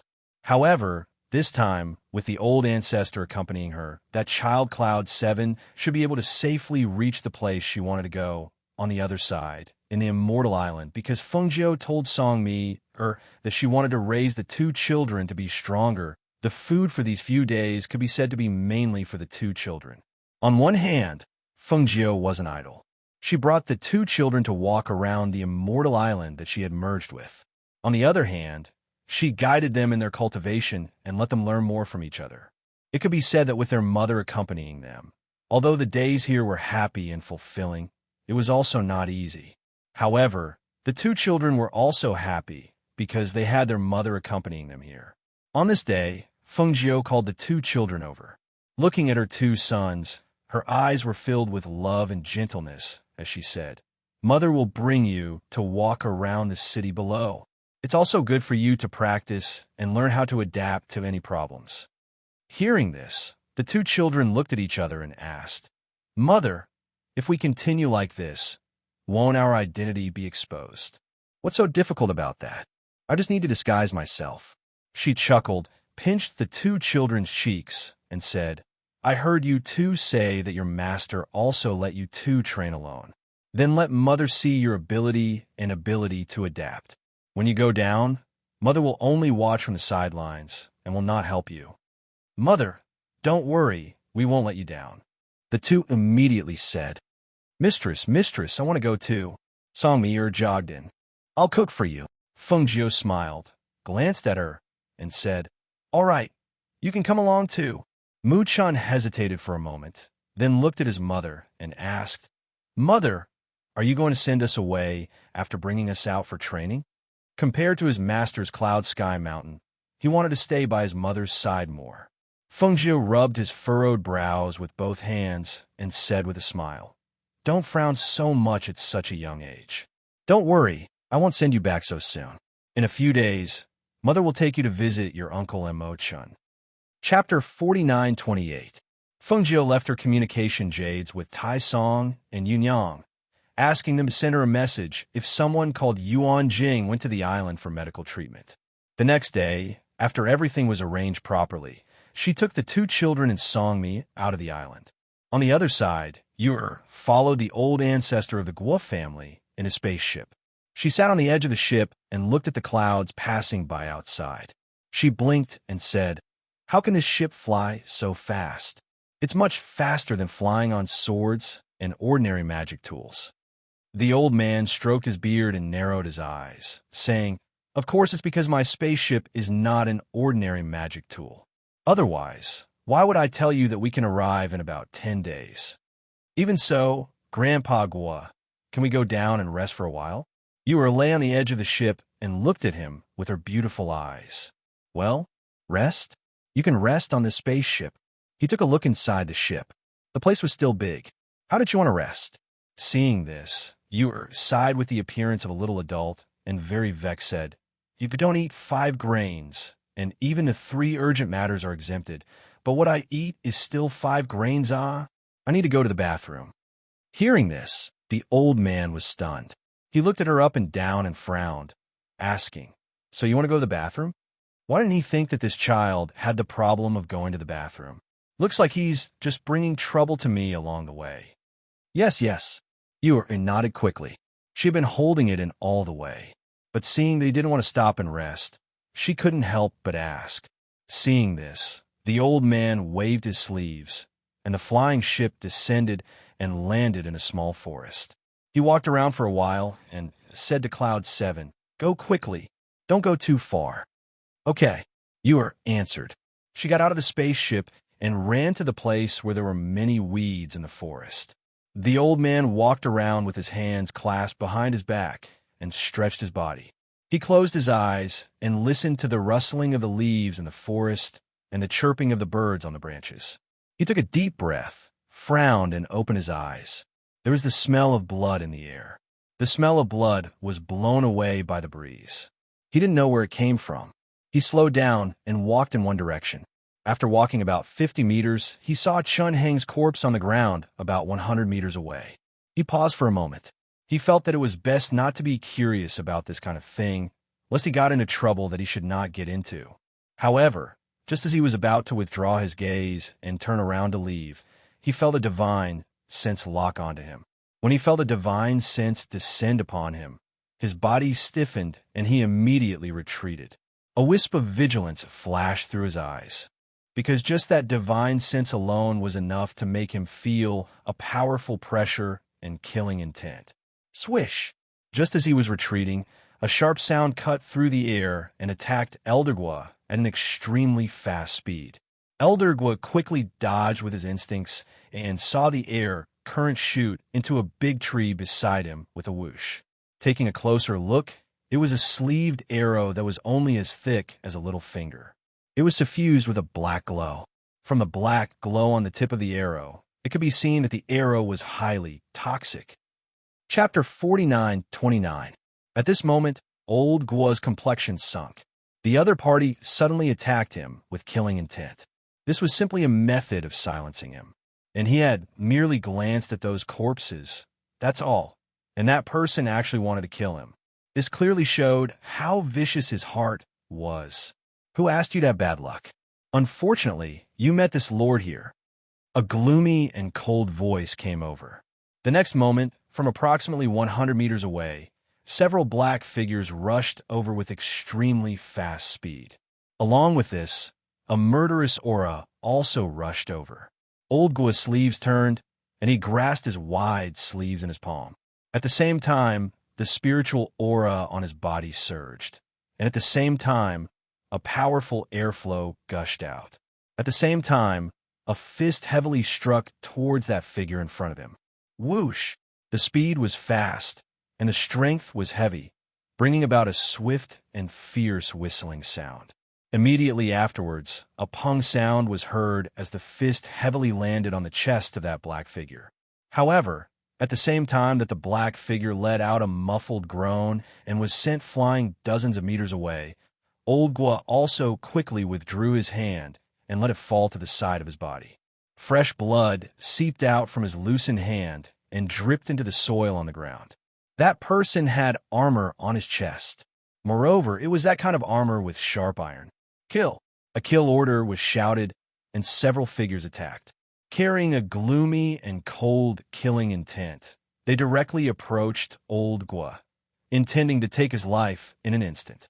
Old Gua's figure slightly swayed, and the blood dripping from his hand had unknowingly turned into a dark purple color. Even his palm had swollen, suffused with a deadly dark purple color. His lips were also suffused with a layer of dark purple color, and cold sweat seeped out from his forehead. At the same time, he spat out a mouthful of blood from his mouth and rapidly retreated to avoid the attack of those several people. He was fighting with all his might. Merely, the poison flowed along his hand and his chi into his body, making the poison in his body even more profound. At the same time, his fighting speed also gradually weakened, and his dodging figure also slowed down a lot. And precisely because of this, not long after, his body was covered with wounds. Hearing the movement, Yu trotted back, but when she saw the scene in front of her, she was stupefied. She had just gone to relieve herself. But how did Guo family's old ancestor become like this? Seeing one of the black-robed people chopping towards old Guo with a sword, she was startled and promptly shouted, "Lion, save him!" The moment she spoke, a flash of light shot out and pounced on old Guo. At the same time, it took him away. Then with a few leaps, it retreated to the spaceship further away and put him down. Pooh! Old Guo spat out a mouthful of blood. Looking at the small figure running forward, his pupils shrank, and he exclaimed in an old voice, "No, run." How could a small child be a match for those people? If she went up, she would be courting death. After the lion put him down, he quickly ran to his little master. At the same time, the silhouettes saw the child who had suddenly jumped out. One of them turned the sword in his hand and attacked the little girl. Facing the incoming killing intent, the little face of Yu was calm and collected. Facing the long sword in the hand of the opposite party, she didn't pull out her dagger. Rather, with a turn of her hand, a whip made a pa sound in the air, and with a shio sound, that whip rolled towards that long sword. Chapter 49:30. The flame burned head-on, and that black-robed man instinctively cried out in alarm. His hand loosened, and the sword in his hand was seized by the long whip. Shio, the long whip, threw the sword towards one of the figures who was rushing towards the airship. Shio! A chill came from behind, and that black-robed man instinctively dodged. Just when he dodged sideways, he saw the long sword piercing through the big tree not far away. That person's gloomy and cold eyes narrowed, and looking back, his gaze landed on that little girl who was holding the whip in her hand, and his whole body was covered with dense killing intent. Courting death. With a cold shout, that person turned back and attacked towards that little girl. Roar! Lion roared and pounced towards that black-robed man in front and started to tear and bite. Yu's small body strength naturally couldn't be compared to the other party, but she had the advantage in her wonderful movement technique. Moreover, she also had the ancient divine whip in her hand, which increased her fighting strength by several levels. But even so, those few people besieged her, and she also wasn't their opponent. She was forcefully holding on, but she didn't know that those few black-robed men were shocked and astonished. One must know that along with the battle, they would also attack with their pressure, but this little girl was actually able to withstand their pressure. Moreover, she was nimbly dodging their sword. Needless to say, this didn't surprise them. And at the dark place, that leader who didn't appear narrowed his eyes and stared at the strange whip in the hand of that little girl. His eyes flashed, and don't know what he thought, but suddenly he opened his mouth and shouted, "Retreat!" With this order, although those few people didn't understand, but they also quickly retreated to a place where the whip couldn't attack and stopped. Their bloodthirsty eyes were still staring at that little girl who was different from them. This child was very strange. She looked like a 5 or 6 years old little girl, but once the battle started, the aura of her body changed, and her moves were also extremely swift and fierce. Her attacks were specifically aimed at their fatal points. While fighting with them, she didn't panic. Instead, she used killing moves as if she didn't care about her life. They had killed so many people, but this was the first time they encountered such a strange child. Yu was holding a whip in one hand and a dagger in the other hand. Lion was also guarding beside her. At this moment, one person and one beast vigilantly stared at that person who came out from behind the tree. It was a person whose entire body was hidden in a black cloak. He was also wearing a mask on his face. She couldn't see his face, but she could see that his cold eyes were staring at her. No, to be precise, he was staring at the whip in her hand. Ancient god striking whip. He narrowed his eyes, and there was a trace of surprise in his cold voice. You are the disciple of Emperor Qing. Yes, didn't deny, rather directly admitted. Because these people were all very strong, she couldn't win, so she could only use her master's name to save her life. I heard that the Qing emperor obtained the ancient holy whip from the Lingmu immortal and gave it to his disciple. I didn't expect that I would encounter it one day, he said with an indescribable expression as he stared at you, and the whip in her hand. The next moment, the corner of his mouth twitched. Since you are the beloved disciple of Emperor Qing, then so be it, withdraw. He retracted his gaze and turned around. Then, raising his cloak, he prepared to leave. Wait a moment. You promptly called out to stop him. Seeing that person stopped, she said, Give me the antidote. That old Guo was poisoned. If she didn't have the antidote, then wouldn't he die? Chapter 49:31. Hearing what was said, that masked man sneered. Then, turning his head to look at Yu'er, he said, This lord only heard that Qing Emperor had received few disciples, but didn't expect that there was also such an old fellow. Antidote, Yu'er stubbornly said, staring at that little girl. Seeing her eyes were not alarmed and fearless, and instead, as if a little beast was staring at him, he pulled up the corner of his mouth. Then, throwing a bottle to her, he turned around and left. Seeing their master throwing out the antidote, a touch of surprise flashed through the eyes of several black-robed people. Apparently, they didn't expect that their master would actually give her the antidote. Several figures disappeared extremely quickly. After they left, Yu'er secretly sighed in relief, then quickly came to the airship. And at this time, old Guo, who had been holding on until now, seeing Yu'er dashing over, finally couldn't hold on and fainted.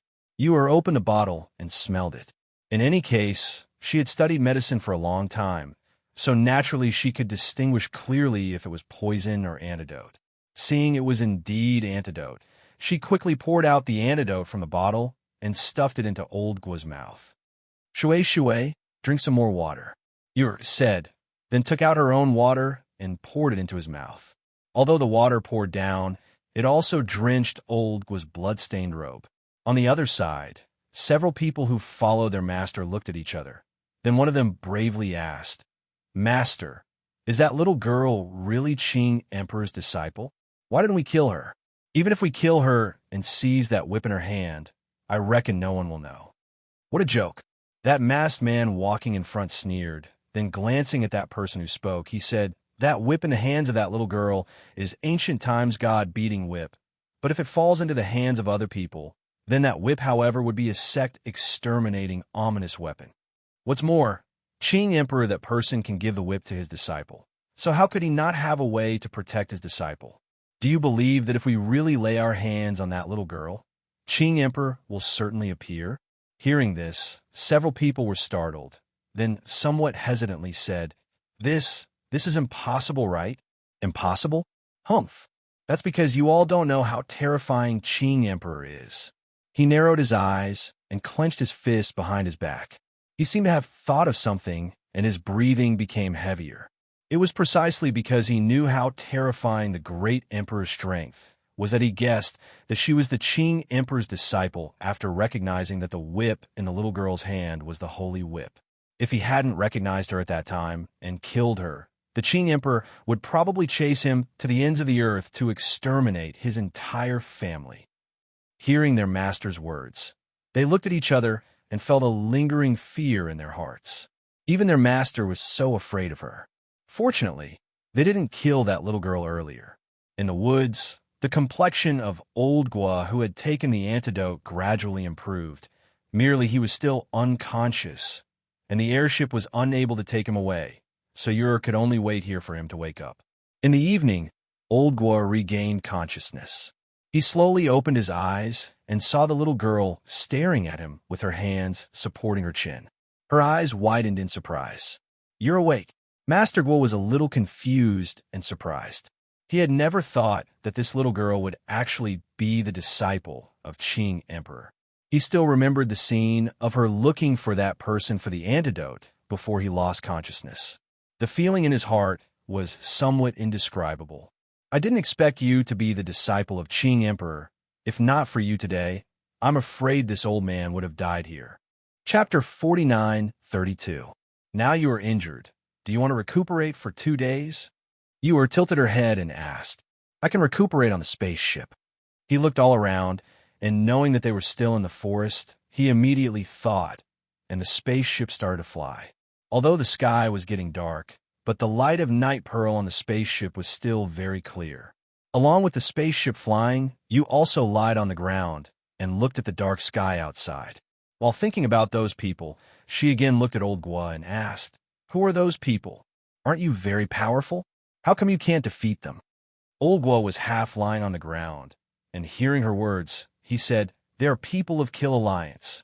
They are an assassin organization, and each of them is extremely powerful. Moreover, this old man also didn't expect that they were wearing soft armor with thorns on their body. After being poisoned by the soft armor, naturally, I am not their opponent. Otherwise, even if I am not their opponent, I wouldn't have nearly lost my life in their hands. Finished speaking, he looked at her and said, Fortunately, you are the disciple of Emperor Qing. Otherwise, today, we would have to hand over our lives here. Hearing this, Yu smiled and said, Didn't expect my master's name is really useful. The two of them chatted until it was late into the night before they stopped to rest.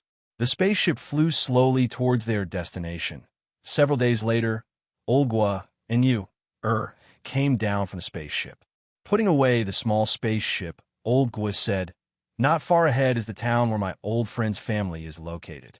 Follow me to rest first. If you want to leave, it won't be too late to leave after 1 or 2 days. After all, on the way here, the speed is faster than we expected. Yu thought for a bit, then nodded. Okay. One big, one small, 2 people walked towards the town. After entering the town, Old Gua looked at the bustling place and sighed. I haven't come here for too many years. Didn't expect the change to be so big. Wait a moment. I will ask the way. Finished speaking, he stood beside Yu and waited. Then he went to a small stall and asked. Yu stood on the street and looked all around. The city was unceasingly shouting, and on both sides of the street, there were 3 or 4-story small buildings and shops in great numbers. And on the street, there were all kinds of small stalls.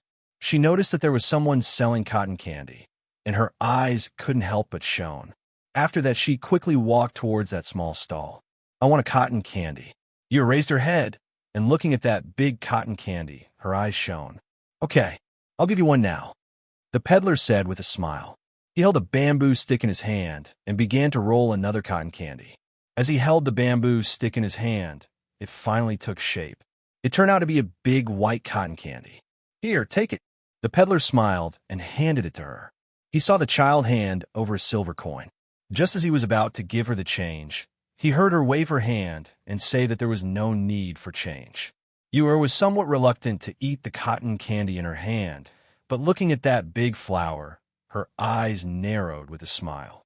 While walking, she carefully stuck out her little tongue and lightly licked it. And so delicious! The sweet taste spread on the tip of her tongue, and she happily smiled. However, just when she returned to Old Gua's place, she heard a burst of noise accompanied by a cry of alarm. Be startled, be startled.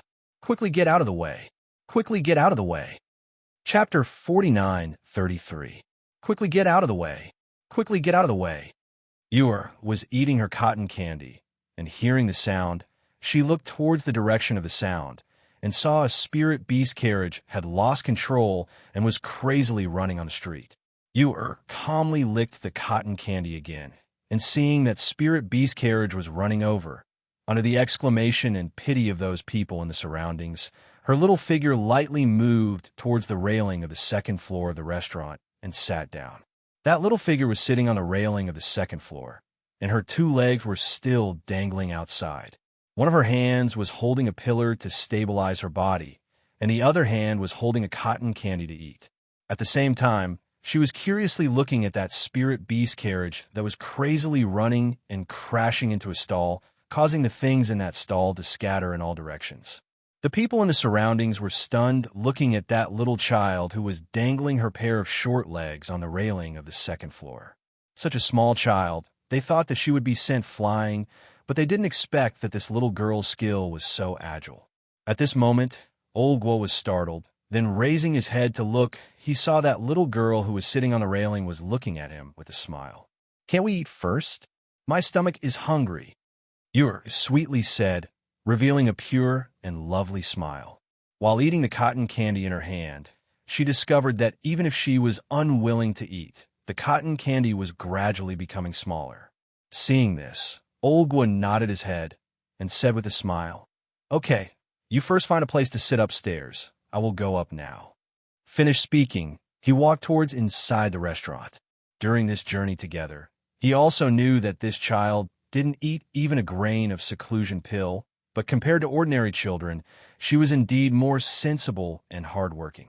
On the journey together, she only ate dry food, pastries, and so on, and she didn't have any objection. Now that she had this condition to enter the restaurant, she should eat a good meal.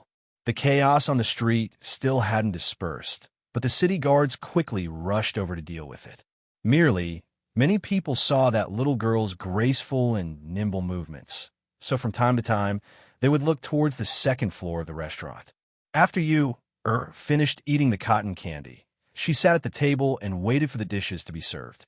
Long before Old Wood came up, she had already let the waiter order the dishes. "You weren't startled just now, right?" Old Wood sat down and asked. "No, those two beasts were startled, but they didn't hit me," Ur said. While playing with the teacup on the table, she asked, "Grandpa Gua, is your friend's house far from here?" "It's not that far away. There's no hurry. Now that we're in the city, it won't be too late to go after a meal," Old Gua said with a smile. He looked down at the street and saw the city guards rushing over. Two spirit beasts that had gone out of control for some reason were killed. Blood splattered all over the ground. He frowned slightly, as if he did not expect the city guards' law enforcement to be so bloody and violent. Those two beasts truly died unjustly. Ur supported her cheek with her hand, and when she turned her head and saw the scene below, she couldn't help but lightly sigh. "Oh," Old Guo was surprised by her words. "Just a moment ago, I smelled the herbal smell on their body, which can make beasts go crazy," Ur said while playing with the teacup on the table. Old Wood didn't ask any more questions. There were some things in the city that they shouldn't meddle in. They should learn to ignore them. Otherwise, they would only bring trouble to themselves. Chapter 49-34. At the same time, the disguised Feng Jiu led Mu Chun, Hao and Song Mi into the city. They looked very ordinary and didn't attract any attention as they strolled along the streets. After all, they were wearing the most ordinary clothes, concealing their strength, cultivation, and aura, and changing their appearances. They were so ordinary that they were like passers-by on the street, so no one would pay special attention to them. "Mother, let's rest here tonight. We'll leave tomorrow," Hao whispered as he looked around. When he saw the cotton candy, his eyes flashed. If my sister was here, she would definitely want to eat that cotton candy. At this moment, his sister, Ur, was immersed in the delicious food and simply didn't notice the scene on the street. Therefore, she didn't know that her mother, whom she missed so much, was on the street downstairs at this moment. "This pig trotter is delicious," Ur said vaguely as she picked up a piece of meat and ate it hungrily. Old smiled. "Eat slowly. No one will snatch it from you." He then scooped a bowl of soup for her.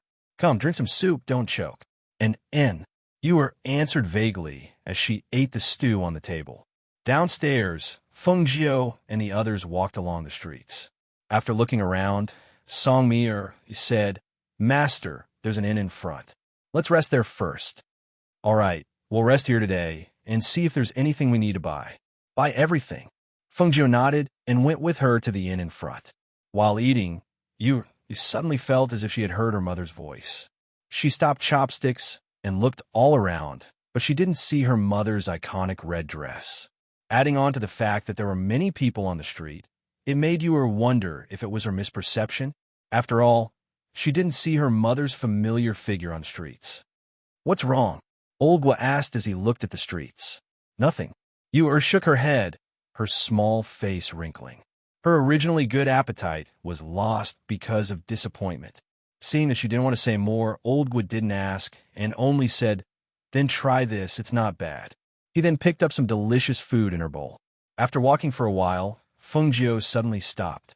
She felt as if there was a familiar aura around, but when she looked around, she didn't see any familiar people or things. Mu Chun felt her strangeness and looked up to ask, "Mother, what's wrong? There's a familiar aura around here." Fengjiu said softly and looked around, but found nothing. She could only murmur with a smile, "I'm thinking too much." With that said, she led the children to the inn. Not long after Fengjiu and others entered the inn, Old Gua also came out of the inn with Yu and walked towards the direction of his old friend's clan. And the direction they were walking was exactly the opposite direction of Fengjiu and others. Chapter 49:35. Who are you? Who are you looking for? A head popped out from the crack of the door, and, after sizing up the two people, he asked, "I am your family's ancestor." Old Gua's voice paused for a moment, and he thought about the name of his old friend, as well as the ancestor from who knows how many generations ago. Therefore, he paused for a moment. But just like this, before he could finish his words, he saw the complexion of the gatekeeper sunk and became extremely unsightly. At the same time, he retracted his head and scolded, "Audacious! Where did this shameless person come from? You actually dare to speak arrogant words, offend my family's ancestor."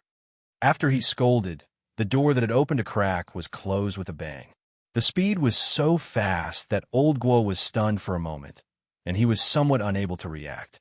In any case, he was a dignified immortal, and this gatekeeper actually didn't know etiquette like this. He was truly condescending. His complexion slightly sunk, and his brows slightly wrinkled. When he was about to knock on the door again, he saw the door open, and several figures holding sticks ran out. "Beat him fiercely for me. This person actually dares to offend our ancestor. Beat him for me," that gatekeeper fiercely ordered. Yu, who was eating spirit fruit at the back, couldn't help but be stunned when she saw this scene. Her pair of beautiful eyes opened wide. Seeing those people rushing out, she didn't run, rather stepped forward and came to the side of Old Gua and curiously asked, "Did you knock on the wrong door?" Old Gua took a deep breath and frowned. When he saw some people rushing at him with sticks in their hands, he waved his sleeves and pushed them all away. After that, he shouted in a deep voice, "I am an old friend of your ancestor. I came to the banquet at his invitation." Hearing this, those people who were repelled were startled and couldn't help but look at each other in dismay. They knew that their ancestor had recently attended the banquet, but could it be that this old man in front of them was also a guest? If it was really like this, then they would really be in trouble if they offended the noble guest.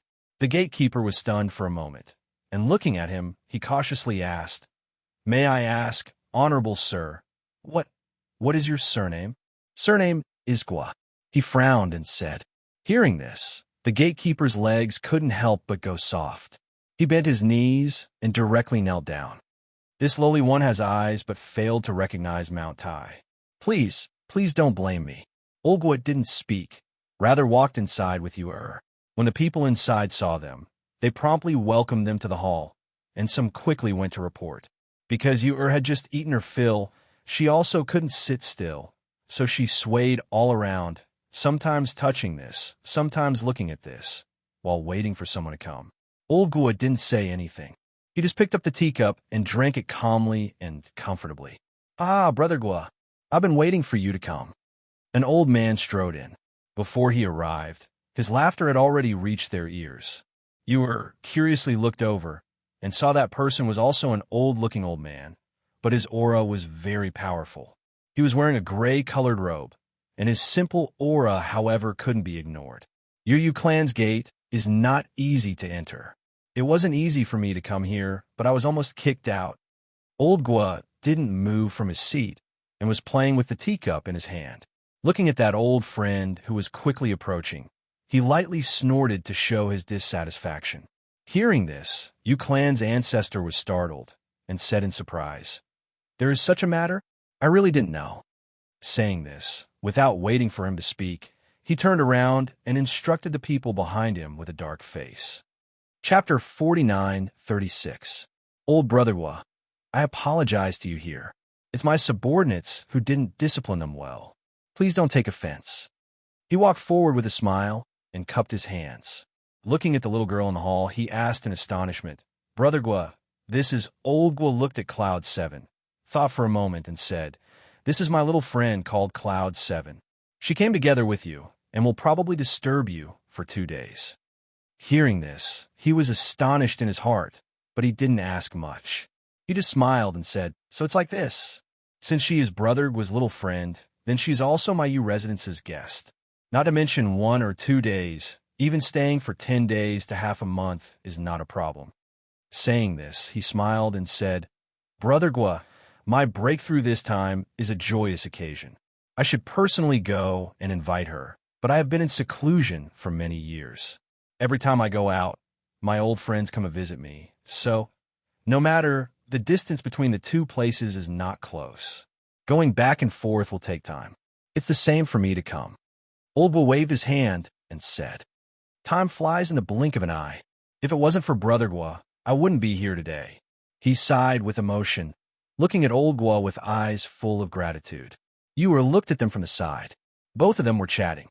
Listening to their conversation, it seemed that Old Gua had saved him many years ago. This time he was able to advance, so he specially invited him over to congratulate him. After chatting for a while, he said to Old Gua and Cloud 7, You must be tired after a long journey. I will bring you to the courtyard to rest for a while. Thus, both of them followed him to the guest courtyard. On the way, Old Gua asked, How many people did you invite to the banquet? Have the others arrived?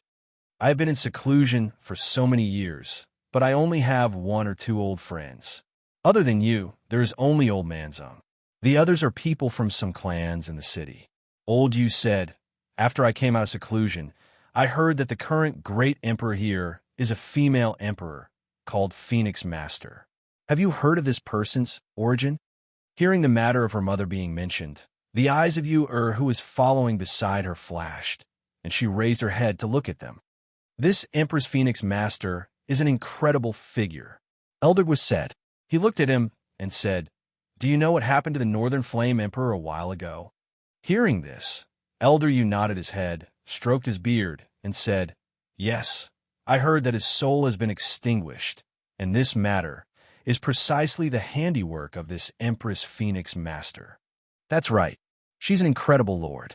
This matter has shaken the entire upper immortal world. I reckon that the other great emperors have also heard about this matter. They also know about the means and strength of this Empress Phoenix Master. However, no one has made any moves during this period. It can be said that this Empress Phoenix Master's strength is universally acknowledged. Elder Gua praised, and then said with a little regret, It's just that this Empress Phoenix Master is extremely mysterious. I only heard that this person likes to dress in red, and her red clothes flutters in the wind. Moreover, her appearance is extremely beautiful, and her peerless figure and bearing are unforgettable in one's lifetime. Ewer smiled with curved eyes. She liked to hear people praise her mother the most. This made her happier than praising her. Chapter 49:37. Okay, Ewer answered with a beaming smile. Then looking towards Old Gua, she said, Then I'll go and sleep for a while. Okay. Old Gua nodded his head, and after seeing her enter the courtyard, he followed Old Yu to another courtyard. Both of them entered the courtyard, but Old Yu didn't leave. Instead, he let people serve tea and snacks, then sat down at the table in the courtyard. At this time, there were no outsiders, so Old Yu asked, Why are you calling this Yin Chi little friend? What is her origin? I see that you take care of her very much. Why is that? Hee. Her origin is indeed not simple. She was brought to the mansion by the descendants of my family. Hearing that she wanted to come here, and I just happened to want to attend the banquet, so I brought her along. Old Gua smiled and said, Don't look at her young age.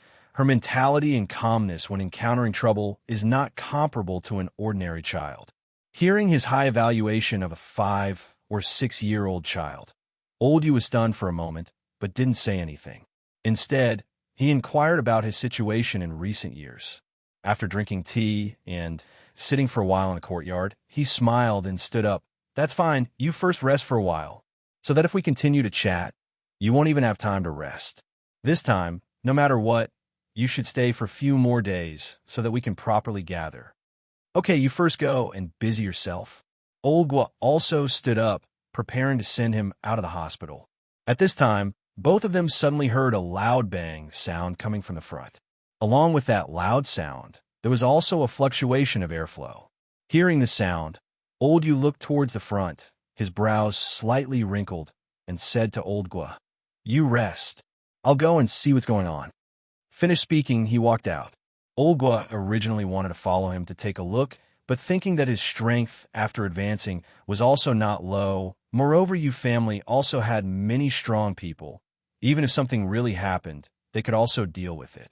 Thus, after standing in the courtyard for a while, he turned around and walked toward the side room. At the entrance of you family, an old man was sent flying by a palm, and his whole body smashed towards the entrance of you family. That strength was so strong that even the entire entrance was smashed to the ground. PFFF.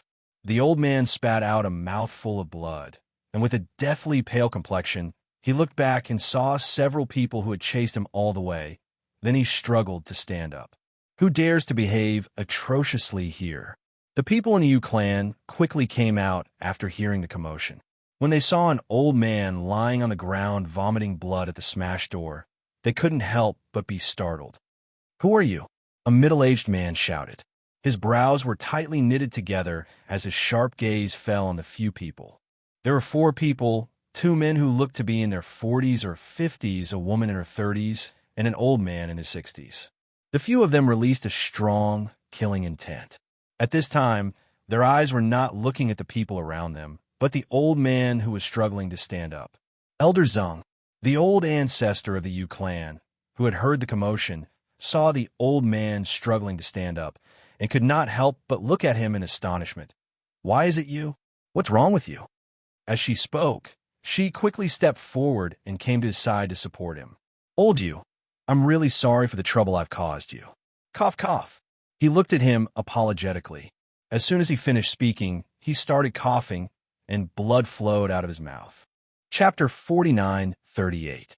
At this moment, even though he was not dead, he was severely injured and probably could not fight anymore. Even though he knew that he had lured people to the Yu family to put them in danger, but if he did not do so, he would not even have a chance of survival. Humans were selfish. At this moment, he did not even care about diverting the trouble, and only hoped for a chance of survival. When the Yu family patriarch and the Yu family managing elders who followed behind heard that this person was someone the elder ancestor knew, their expressions changed slightly. This person had lured the trouble to their Yu family, and this was putting them in danger. This kind of person only cared about his own life and death, and did not care about the safety of others. To put it bluntly, this kind of person was selfish. Elder ancestor. The middle-aged man stepped forward and called out in a low voice. Seeing that he was still supporting the old man, he said, "Elder ancestor, shouldn't we not interfere in this matter?" Elder Yu's face darkened slightly, as if he did not hear the words behind him. He supported Elder Zeng and looked at the 4 people. His aged voice was low and full of energy. "Who are you people? Why did you use such a fatal move? How did he offend you? Why did you have to kill him?" "I don't know them. I just bought a treasure at the auction when I came here. I wanted to congratulate you on your advancement, but I did not expect to be targeted by these 4 people and chased all the way here," Elder Zeng said weakly. Hearing this, Elder Yu's eyes flashed slightly. After glancing at him, he looked at the 4 people opposite him and said, "Gentlemen, how about giving me some face? If you stop now, we will not pursue this matter further." Elder Yu opened his mouth and said, his gaze falling on the few people, "Give you some face? Who are you? You have a lot of face?" A middle-aged man sneered and said, "We will take his life today." As his voice fell, the sharp sword in his hand instantly attacked towards Elder Zeng. "Hold him!" Elder Yu pushed him to the people behind him to support him. With a turn of his palm, a palm wind attacked towards the middle-aged man with a whoosh. Although the middle-aged man's aura was fierce, he was still pushed back by the opponent's palm. His figure retreated a few meters before he managed to stabilize himself. For a moment, the expression on his face changed slightly, and even his eyes darkened. Seeing this, the other three people's expressions changed slightly, and their gazes also darkened a little and fell on Elder Yu in unison. Elder Yu cupped his hands towards them and said, "Gentlemen, I don't know where you came from, but today he's a guest that I invited.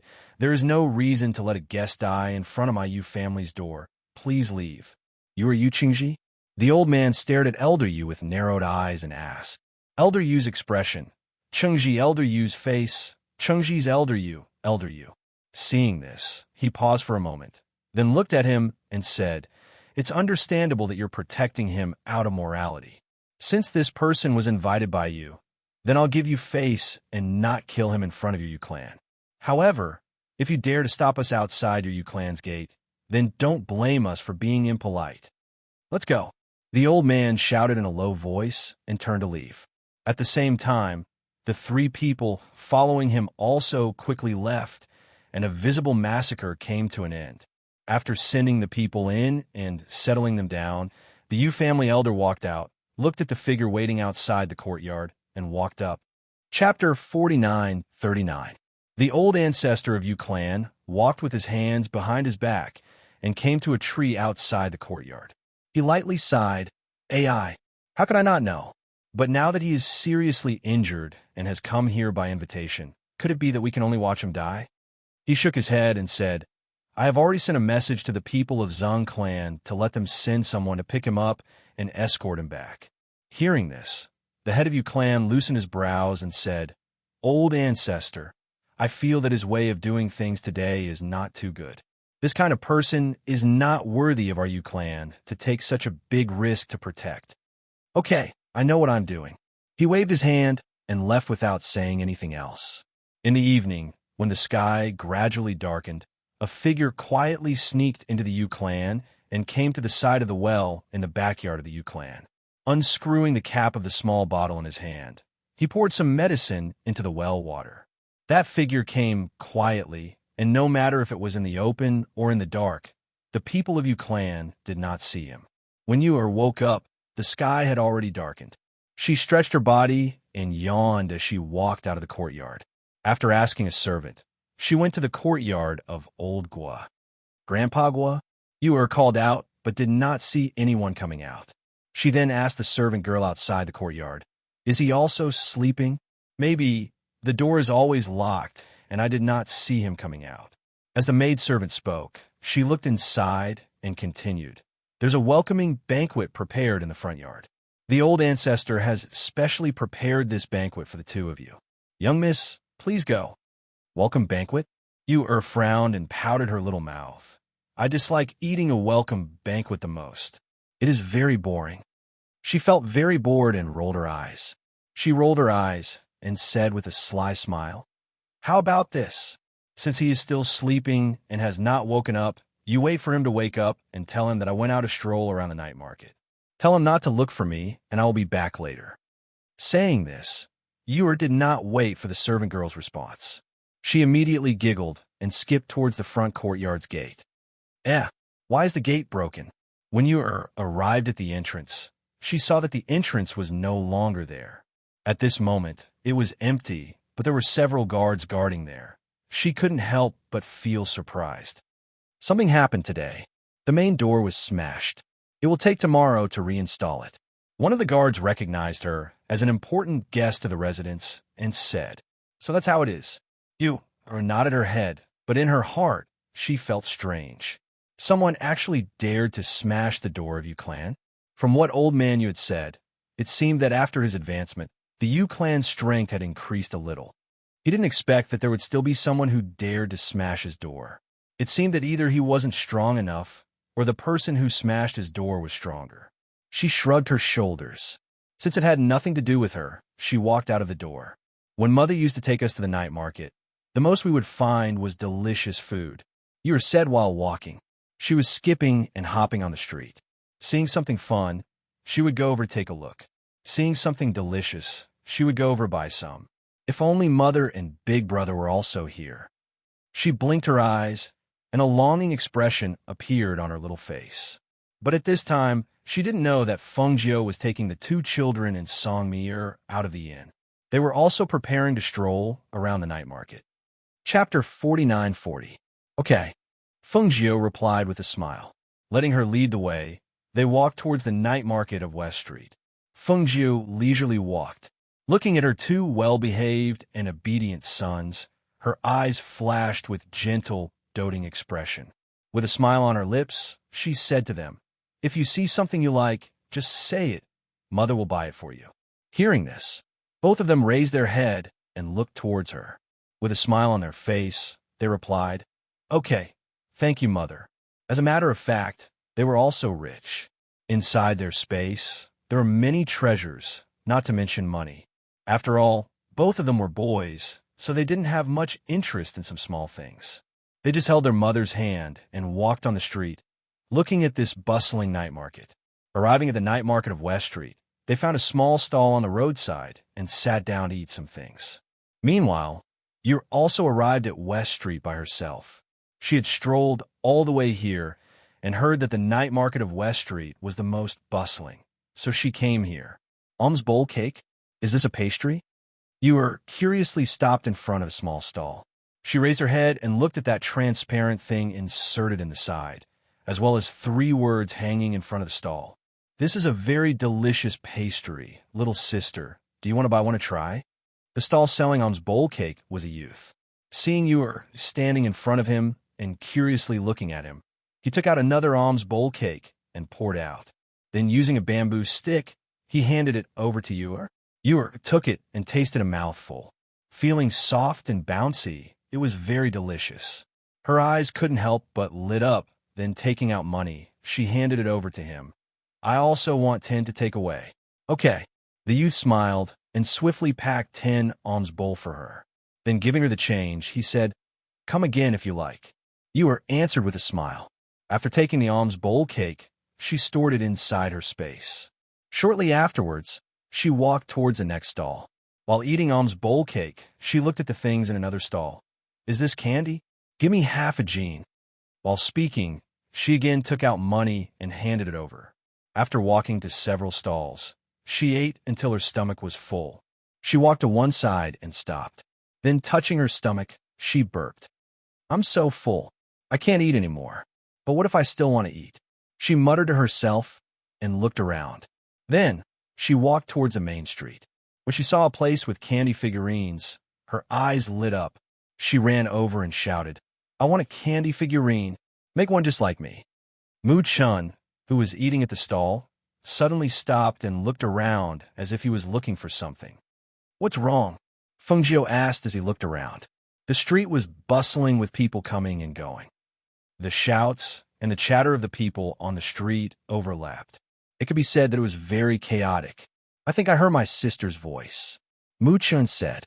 He didn't know if it was the telepathy of the twins, but he kept feeling that his sister was around. Hearing this, Feng Jiu raised his eyebrows and did not say anything. Instead, he released his divine sense and scanned the surroundings. The search of the divine sense was naturally not something that the naked eye could compare to. The divine sense swept past one person after another. Even if there were so many people on the street, it would not miss anyone. Chapter 4941. That little girl is buying sweets over there. Feng Jiu shook his head. Hearing their mother's words, Mu Chun and Hao Er's eyes lit up. They quickly stood up and looked in the direction their mother was looking, but they could not see where Yu was. "Little sister? Master is talking about that little girl?" Mi also quickly stood up and looked left and right, but she could not see anyone. "Over there," Feng Jiu said and walked forward. Yu was looking at the peddler who was kneading the sweets. She looked at him with her big eyes and said, "Kneaded according to my appearance. Make it look better. Little sister, little sister." Hao and Mu Chun came over and shouted when they saw her. Yu, who was staring at the sweets, was startled when she heard the familiar voice. She turned around and saw 2 figures running over. When she saw the 2 figures, she was stunned for a moment. She was not familiar with their faces, but she was familiar with their figures and the expression in their eyes. She did not need to think to know that they were her two brothers in disguise. She couldn't help but smile happily and ran over to them. Big brother, little sister, we finally found you. Are you okay? Did you encounter any danger outside alone? How? Er held her hand and looked at her in front of him, unable to hide the joy in his eyes. Don't you know that we would be worried if you ran around? Mu Chun scolded with a straight face, acting like an older brother. Yer stuck out her little tongue, feeling somewhat guilty and also somewhat guilty. She said, I also miss Mother, so I secretly ran out, but you all don't need to worry. I am very well. I didn't encounter any danger. As he spoke, he asked in a low voice, Is Master angry with me? Is he very angry? Since you were worried that your master would be angry, why did you sneak out? A voice sounded, and Yer widened her eyes in astonishment. She looked at the person slowly walking over. It was obviously not her mother's face, but that voice was her mother's voice. Mother? She called out in astonishment. She couldn't believe it. Feng Jiu walked over and looked at her little face full of astonishment. She was originally worried about her and wanted to scold her, but when she saw this soft little girl, she couldn't bring herself to scold her. Have you suffered? Did you get hurt while you were out there? Did you not eat well? Why did you lose weight? Feng Jiu caressed her daughter's head and pinched her arm. Although she was pinching her soft flesh, she still felt that she had lost weight. Woo, Mother, I miss Mother so much. I miss Mother so much. Yu slowly came back to her senses, then threw herself into her mother's bosom and cried. Hearing his youngest daughter's words, Feng Jiu's heart ached, and he felt guilty. All right, don't cry. Be good. She wiped away the tears on her face and said, Do you know that Mother will be worried if you run out alone? If something happened to you, what do you want Mother to do? Mother, I'm sorry. You didn't listen to Mother and Master. She whispered and hung her head because of guilt. Chapter 49-42. When Yu heard this, she immediately looked at her big brother foolishly. Her big brother's soft knife was much more powerful than her big brother's stern face when he reprimanded her. This was making her vexed for secretly running away. If she didn't take advantage of their absence to secretly run away, she would be able to wait for her mother's arrival on the mountain and leave together with her mother. Thinking of this, she lowered her head sadly and said, I know my mistake. I really know my mistake. In the future, I won't be disobedient anymore. Seeing this, Howard didn't say anything else. He only patted her shoulder and said, Master went out to handle some matters and just happened to meet you here. Before Master returns, we will stay by Mother's side. There are a lot of people here, and it's also noisy. Let's go to the restaurant in front to sit for a while. Mir, who was at the side, said while curiously looking at that little girl. She didn't expect that she would dare to run away alone at such a young age. Truly formidable, worthy of being Master's child. All right, Feng Jiu agreed and brought the children to the restaurant in front. Going to the second floor of the restaurant, they found a relatively quiet place to sit. Feng Jiu then asked, how long have you been here? Where are you staying now? Mother, I came together with Grandpa Gua, so I didn't go on the road alone. Now I am staying at Grandpa Gua's friend's house. I originally wanted to go and find Mother after 2 days. She promptly said. Hearing this, Feng Jiu raised his eyebrows. Grandpa Gua? Who is he? How did you know him? It's like this, when I let the little fox take me away, there was an accident. She told him about the things that happened after she left that day, as well as how she left Xiao family's place, and the reason why she came here together with Gua family's old ancestor. After listening to her, Feng Jiu nodded his head. So to say, because you met with danger on the road, he knew your identity? You answered, then said again, but he said that he won't tell anyone because I saved his life. Where's the whip that your master gave you? Feng Jiu asked. Here. Took it out and handed it over to her mother, while saying, Mother, this whip is truly a good thing. It can be used as a whip and can also be used as a sword. Feng Jiu took a look at the whip and nodded. This is indeed a treasure. Your master has treated you well, so I'll let you use this ancient god lashing whip. As she spoke, she smiled and handed the whip to her. Put away. Now, this whip almost represents your identity. Even those who have never seen you before will know that you are the third disciple of Emperor Qing, Cloud 7, as long as they see this whip. They had not seen each other for a long time, and after chatting for a while in a restaurant, Yu said, "Mother, then I will return to Yu family and inform Grandpa Gua and the people of Yu family, lest they worry. All right, let's inform them and come to the inn. We're preparing to leave the city tomorrow. Since we've met you, why don't you come with us? We'll bring you back to the island to take a look," Fengjiu said with a smile. "Master, let me accompany you, In a while, I'll bring her back to the inn to find you," Mir said. Chapter 49-43. With regards to her master, not avoiding her and talking about this matter, she was moved in her heart and also secretly remembered to keep this secret. At this moment, regardless of whether it was in front of Yu-er's grandfather Gua or in front of Yu family, it was not suitable for her master to show his face, so she could only accompany her master. After all, it was the middle of the night, and only she, this adult, could accompany her master. Only the people of Yu family and that old man Gua would let her leave this place in the middle of the night. Hearing her words, Fengjiu also didn't refuse, rather nodded his head. "And you accompany her?" After bidding farewell to them, "Return to the inn.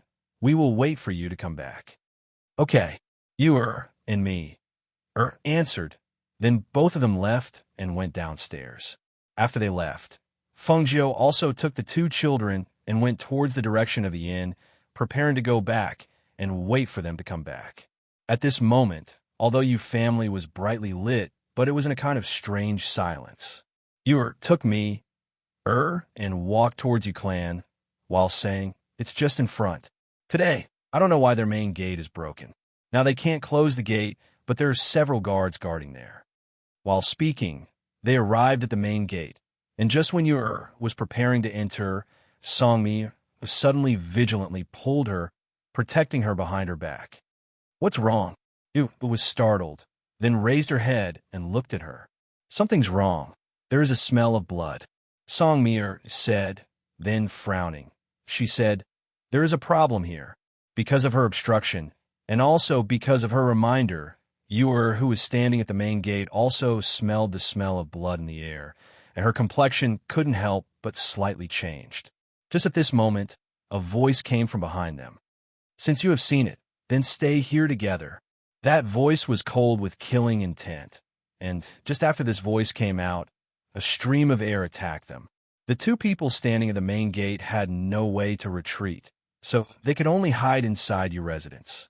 But just after entering Yu residence, they sensed that the entire Yu residence was covered with an enchantment, so that the sound and the stream of air from the fight wouldn't leak out. Therefore, it also wouldn't alarm other people. And all over this residence, those people who should be guarding the main gate were all lying on the ground at this moment, and in the direction of the backyard, there were sounds of fighting and screams. "Be careful," Mir shouted. With a twist of her hand, a frying pan flew out and struck towards the person who was attacking.